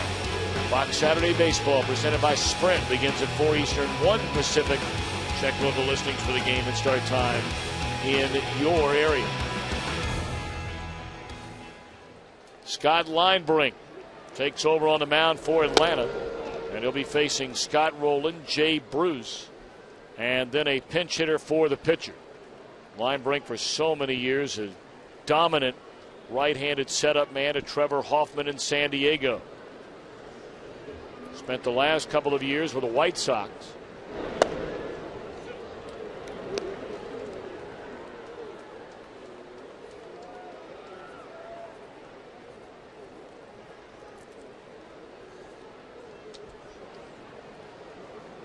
Kimbrel goes 1 inning, allows 1 hit.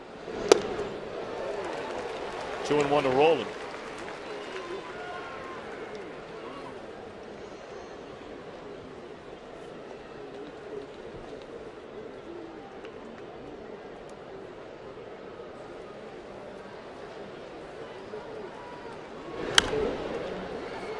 Rowland chased what looked like was ball 3. Linebrink missed his spot there, trying to go inside. That pitch was up and out over the plate. But you're trying to get in there. This thing's up in the zone. It's always tough for a veteran guy to lay off that high pitch. Pitch you used to get to when you were younger. Uggla throws out Rowland to begin the 11th inning. Boy, these bullpens, I mean, you just can't say enough. For Atlanta, following Lowe, it's been Martinez, Proctor, Venters, and Kimbrel. Now Linebrink. 7 innings, 8 hits allowed by the Braves pen. 3 strikeouts and a walk. Cincinnati pen, 4 hits, 7 strikeouts, 3 walks. Now Jay Bruce, who's hitless tonight. Well, it's like I said, if you're a guy that can hit the ball out of the park, unfortunately, you have a tendency to try and end it in one swing. You know, that's why almost in extra innings you like to see those little guys get up there, because they're up there giving you an at-bat, trying to just get on base.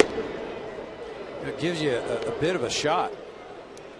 If you can hit the ball out of the park, it just seems like you're going up there swinging for the fence.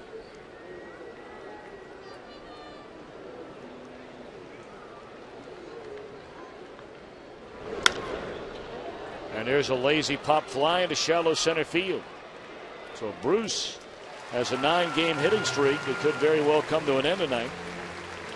Well, but if you're Dusty Baker, and I know we were talking to him for a while yesterday, you were, Eric, and I mean, when you're 3 days removed from a 19-inning game and you're in a stretch where your team is playing 20 games in 20 days, 33 games in 34 days, and the rash of injuries, especially you've had in your bullpen, this is the last thing in the world you wanted to have happen tonight. Well, the last thing in the world is that you play an extra inning game and lose it. That's the last thing in the world. This isn't right at the top of the list either. But just as they did the other night, the Reds, you're going to go and play the extra innings. You better win it, because you're going to come out hurting after the game. And you don't want a big L on top of it. Well, now Ramon Hernandez comes on the bat, having an outstanding year. 321 batters, 7 home runs, 17 batted in. We told you he hit a home run last night in the 9th inning here against Kimbrel.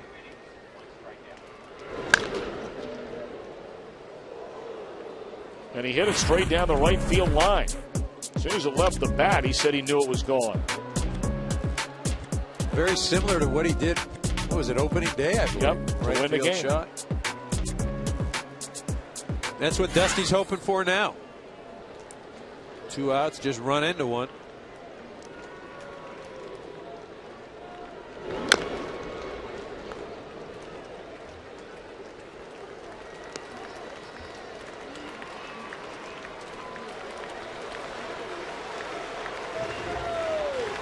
Well, the Braves are well aware that Philadelphia beat the New York Mets tonight 5-2.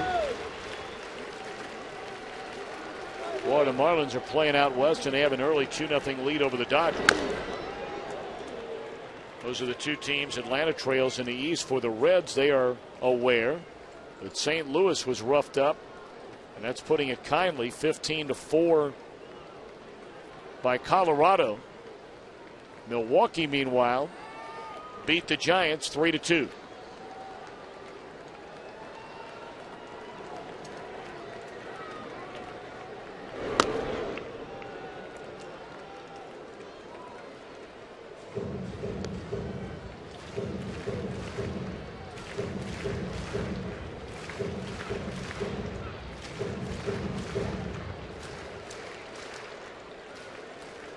Two and two to count on Hernandez.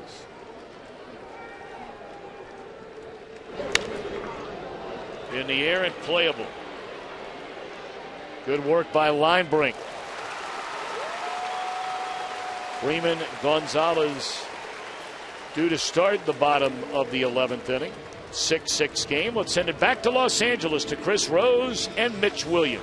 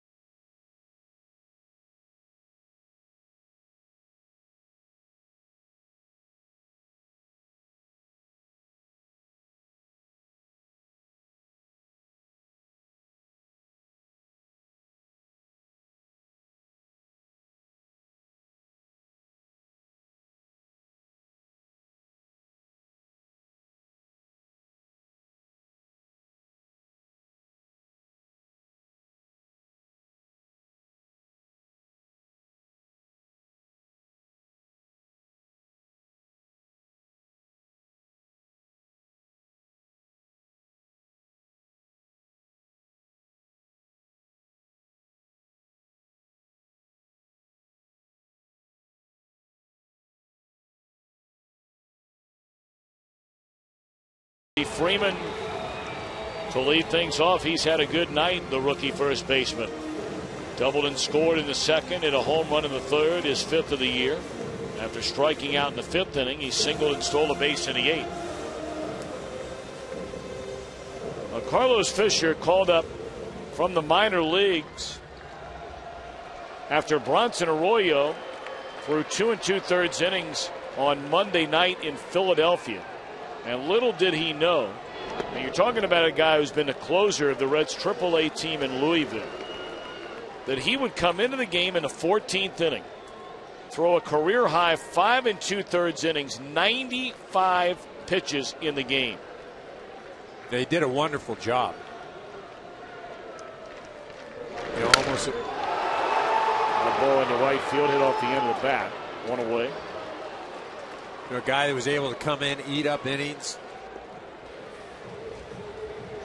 give Dusty Baker, at least his ball club, an opportunity to win that game.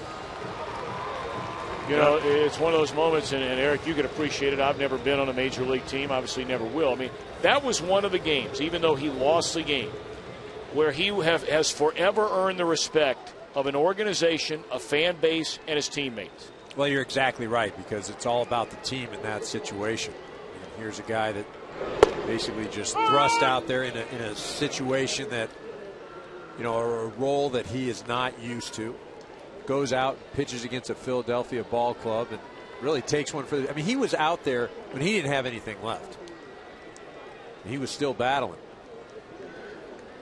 0-1 to Alex Gonzalez. And you really got to wonder, I mean, how much does he have left now? He was asked about it, you know, and he said, I feel much better than I thought I would. But we're still talking Wednesday night and today, or Thursday morning, and today it's Saturday. Yeah, I'm not so sure that Dusty wanted to use him tonight. In fact, I'm pretty darn sure that he wasn't on the list of guys he wanted to go to.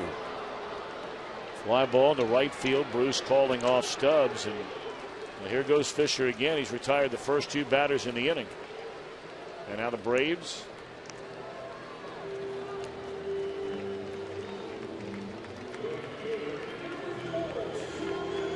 We'll send up Joe Mather. He's batting for the 2nd time. Bounce to third, his only time up, leaving a runner in scoring position against Massett in the 8th. So, you know, I talked about you get late into the game like this, you get into extra innings, guys just trying to jack one out, trying to enter in one swing. Well, 6 of the last 7 outs for the Atlanta Braves, fly balls. Phillips leaps, throws, and got him. Gold Glove winning Reds second baseman. Flashing the leather there, and it's a 1-2-3 11th. We march on, Eric Karros, to inning number 12. Just getting warmed up in hot Atlanta.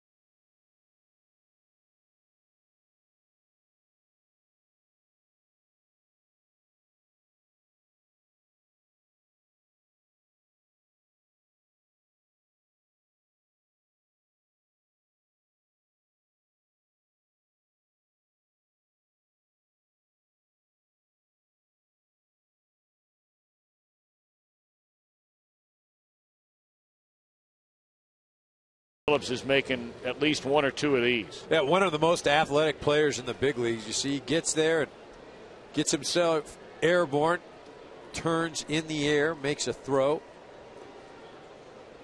Joey Votto doing a nice job of picking it there.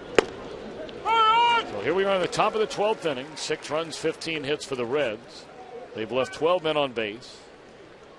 6 runs, 13 hits, no errors. And only 6 left on base for Atlanta. And Renteria bangs one into left center field. So the Reds have the go-ahead run aboard to start this inning. Well, this is where we are. We're at the bottom of the order. These are guys that are just going up there trying to get on base instead of trying to end the game with one swing. Now, again, we brought it up earlier. If there is one player more than any other player where the Reds like to play hit and run when the situation presents itself, it's with the man who's batting right now in Ryan Hanigan. Of course, Renteria does not run like he used to run, although he does have 2 stolen bases.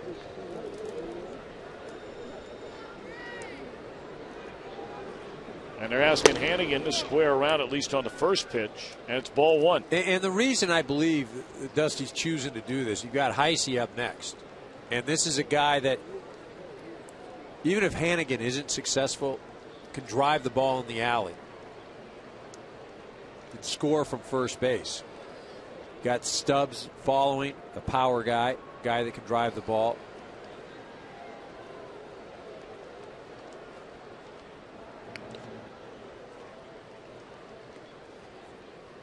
Of course, when you have a guy that can handle a bat like Hannigan, you have all these moving pieces right now going on with the Atlanta defense. We'll see if they keep that bunt on. McCann looking into the dugout, see if they want to pitch out. Bunt and foul. Yeah, I just don't take the chance of a hit and run where you swing and miss, and then you get Renneria thrown out, and then Hannigan starts swinging for the fence. I just not so sure that this is the time to do it. Maybe with 1 out, you try something, but if I'm Dusty right now, I'm just trying to get Renneria to second base.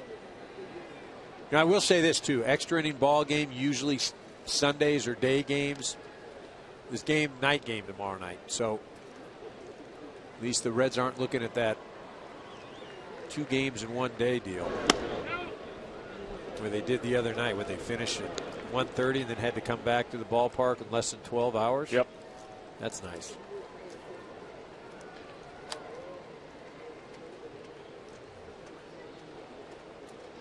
And like it would be if you came back here on a Sunday afternoon, it was just one of those oppressively hot, big city northeastern days. You get into Philadelphia, New York, Boston, the big cities where it's just stifling heat. 2-1 the count. Runner goes, and a fouled out of play. Well, you called it. Put the hit and run on right there.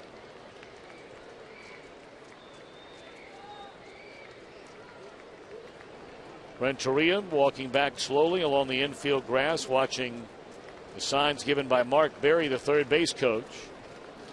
A 6-6 game. We're in the 12th.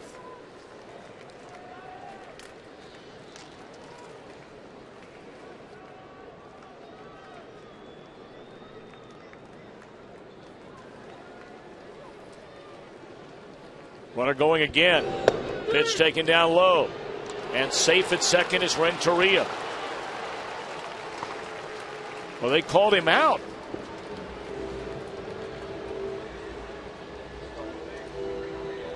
Talking about the batter they called out on strikes. Renteria safe on the steal.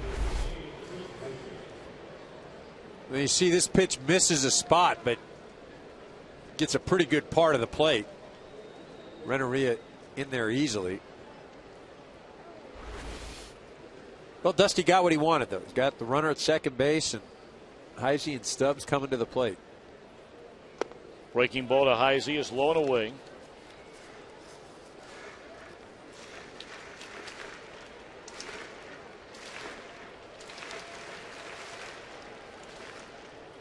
Linebrink faced Heisey last night. Heisey had a ground ball, and Linebrink made a throwing error that allowed Heisey to reach. Heisey started the game, or came on defensively, I beg your pardon, and he had 2 hits in the game last night with a stolen base. It's his second at bat here tonight. 3-0. Yeah, you see 2-0 throws a breaking ball. Not really going after him. And if I'm Dusty Baker, I'm letting him swing if it's a fastball right down the middle. And that's where you've got to just be confident they're not even going to mess around. Let's check in back in Los Angeles with Chris Rose.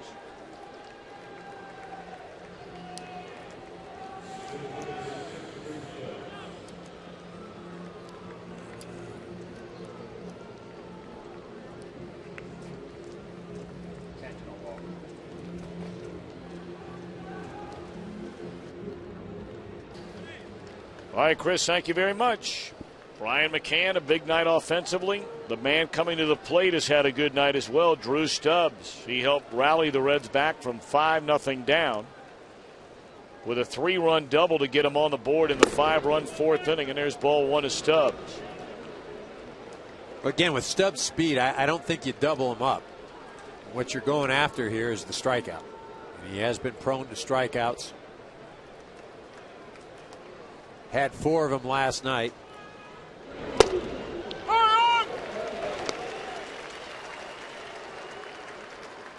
Stubbs with 7 home runs, 23 runs batted in. Has struggled so mightily on this road trip up until tonight.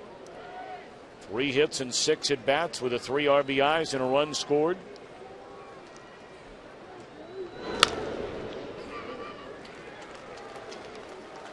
Reds were down 5-0 when he came to the plate in the 4th inning and drove a Derek Lowe pitch, 1 hop off the wall in right center field. Stubbs would score on a single by Phillips, and Votto would knock in Phillips to tie the game at 5. That was a long time ago.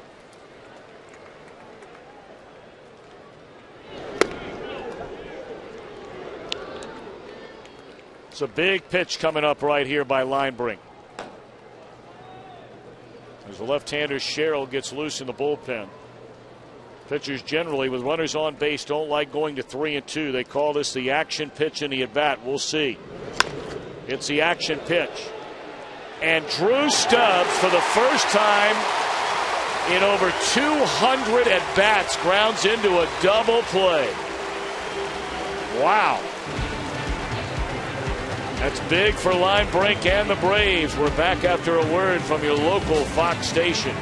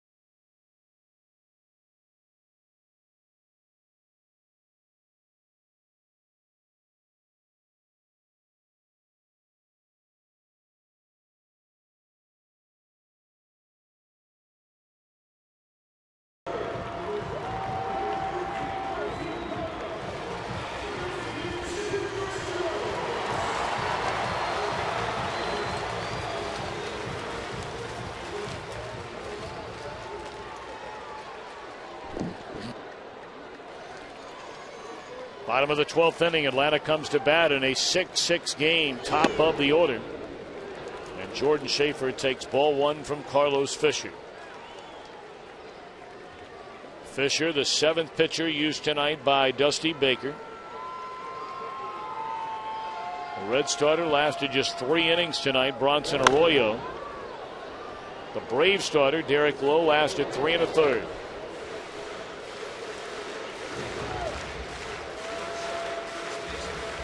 The Braves only have officially left in their bullpen George Sherrill and Eric O'Flaherty. 1-1 to Schaefer. The Reds still have their closer, Francisco Cordero, available. And they have Sam LeCure, although LeCure has not pitched since last weekend in Cleveland. Tried to get up a couple of times and throw in their bullpen and couldn't get loose. They couldn't bring him in.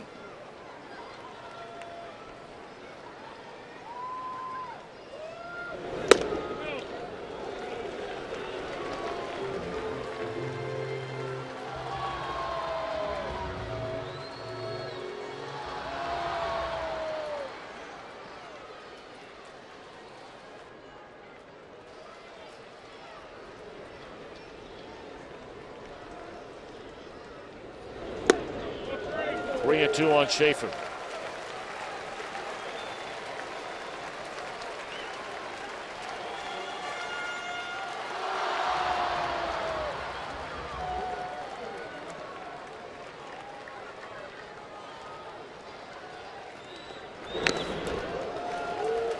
Well, depending, of course, on how long this game goes, it could well end right here in the bottom of the 12th inning. But if it goes any further, the Reds are in a pile of trouble in that bullpen tonight if Sam LeCure cannot pitch. Well, and speaking with Dusty Baker prior to the game, he wasn't sure. He didn't think that he'd be ready to go, but he's had all night to try and work it out. It's a walk to begin the bottom of the 12th inning. Let's check in once again with Chris Rose.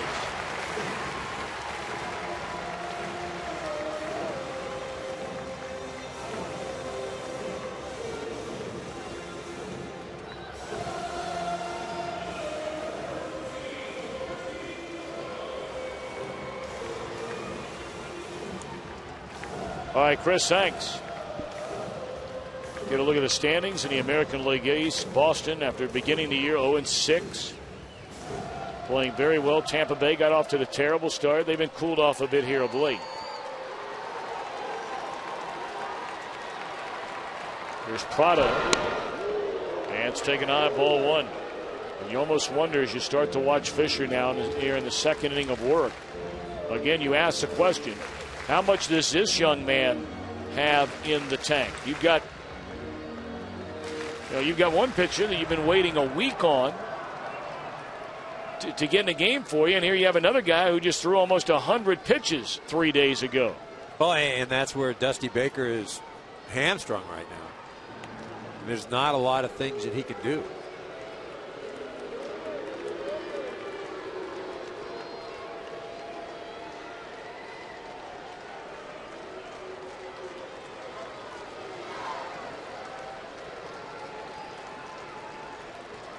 One and 0 to Prado. 2-0. Prado has been their most consistent hitter this year. I mean, even Brian McCann included. You look going into the game tonight. Prado a better average. Prado more RBIs. Prado more home runs. He has been a more consistent batter than McCann. Are you surprised they're asking him to bunt? Well, right now, 2-0, I got to let him swing. At 2-0, I've got to let him swing because this isn't a young guy. This is a guy that, established himself as an all-star last year. Came into the ball game with 62 hits. And 2-0, you've got to have the confidence in him that he's going to be disciplined enough to get a good pitch against a young pitcher and drive it. Now 2-1, you got to go back to. You asked him to bunt 2-0. You got to ask him to bunt 2-1. Well, do you hit run 2-1? Well, you called that with the Reds, and you were right. I'm not going to question you because you've been right on a few things tonight. That is a rarity in and of itself. I'm wrong a lot more than right. But 2-1's generally a good hitter's count. A good count to do something on if you're confident in the guy handling the bat. And I would imagine they have tremendous confidence in Prado. They're not. They may not need to do anything. See, now this 3-1 right now, I'm letting him swing the bat. I'm letting him swing the bat. I've got enough confidence in him that he's a disciplined enough hitter that he can hit the ball. He tried to bunt, and he fouled one off. And the last thing I want him to do is 3-1, foul another one off. I let him hit.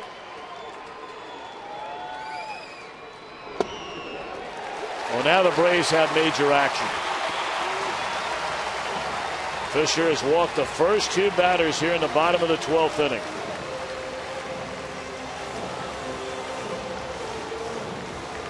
Think you're giving the bunt sign to Chipper?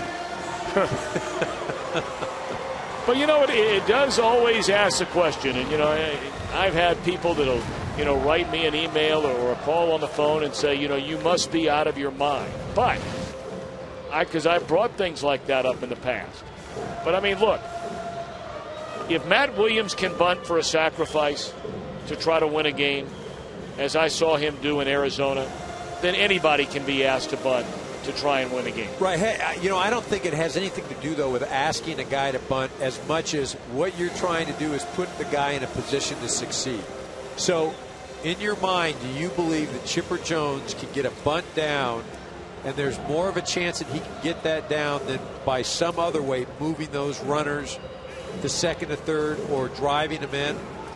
I mean, that's where, you know, Freddie Gonzalez, that's if you're wondering, big money. He's had 3 career sacrifice bunts, and he hasn't had one since 1998. So he's not bunting. And the Reds don't believe for a second he's bunting. They've got Votto playing 15 feet behind the runner at first. And Rowland is playing about 8 or 10 feet behind the bag at third.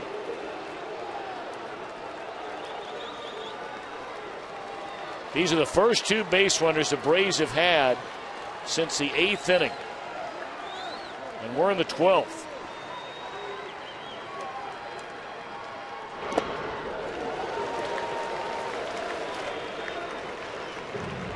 Fisher just, you know, it seems that he's just exhausted right now. He can't find the plate. He doesn't have the control. And one of the, you know, not only is there a danger in that, okay, you walk guys, but also you miss your target. So if you're going inside, you leave that thing over the middle of the plate. A guy like Chipper Jones, he doesn't miss that.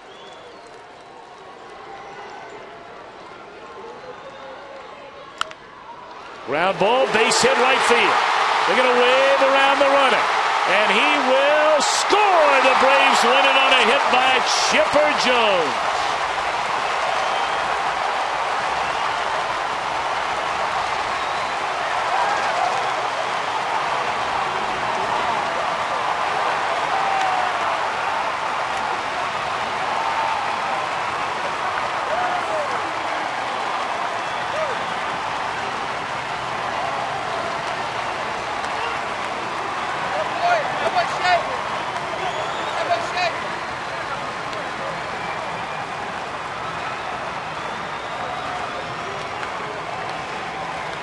So Chipper, as he's been so many times before, the hero for the Braves in a 7-6 12-inning victory.